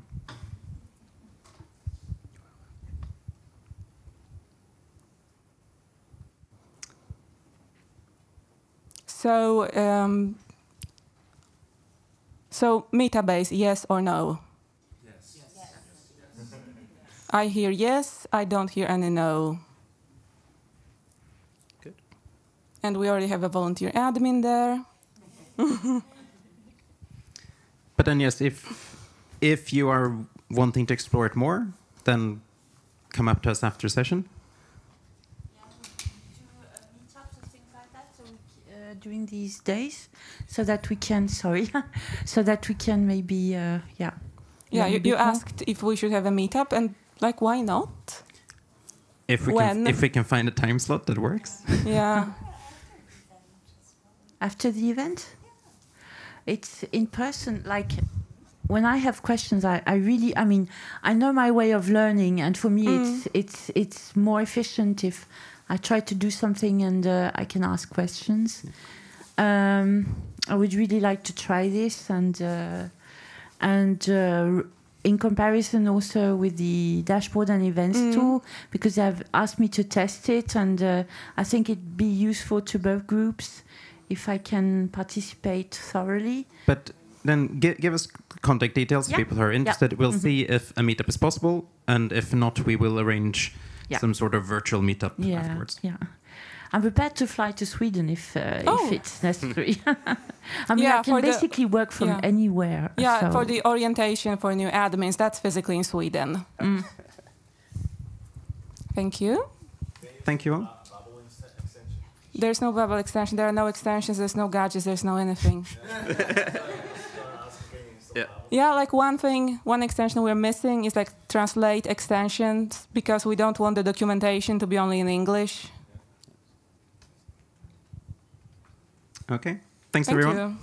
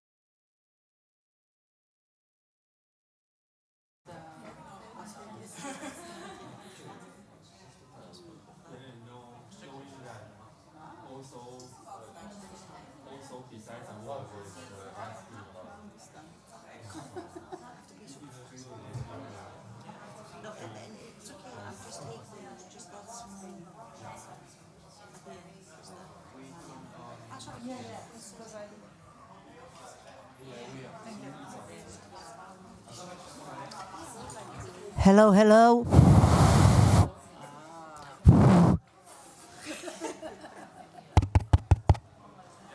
It's okay? Okay.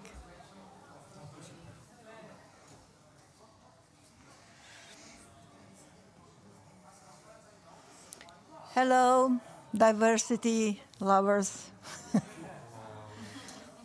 So,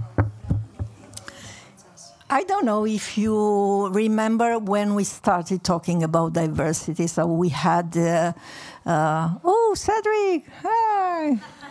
Finally, we have here, because we discovered to have a lot of things in common with French Wikipedia. No, you did well. So we start talking about diversity a long time ago, maybe in 2013, maybe. And we have also some diversity conferences. And I don't remember the date, but maybe 2 years ago, we start talking about having a diversity, equity, and inclusion hub. Why? Because we understood that we have almost the same issues. So harassment, problems with content on the gender gap, problems with people with disability, problems with languages. So diversity as a whole. So we start discussing this. We had regular calls at the beginning, and we starting with maybe 20 people at the beginning on the first call, and step by step people disappeared. So the biggest issue we understood we have is, do we want a diversity as a whole hub, or do we want something specific about women? Because the most relevant thing was that in this whole discussion about diversity, women can disappear, so which is something that can really happen. But this was a discussion also during the Wikiwoman camp, and Angie and Esther were there. And we decided that maybe we don't need a women Wikiwoman hub. So it's enough to have a task force or something about Wikiwoman collective. But this way, we turn back to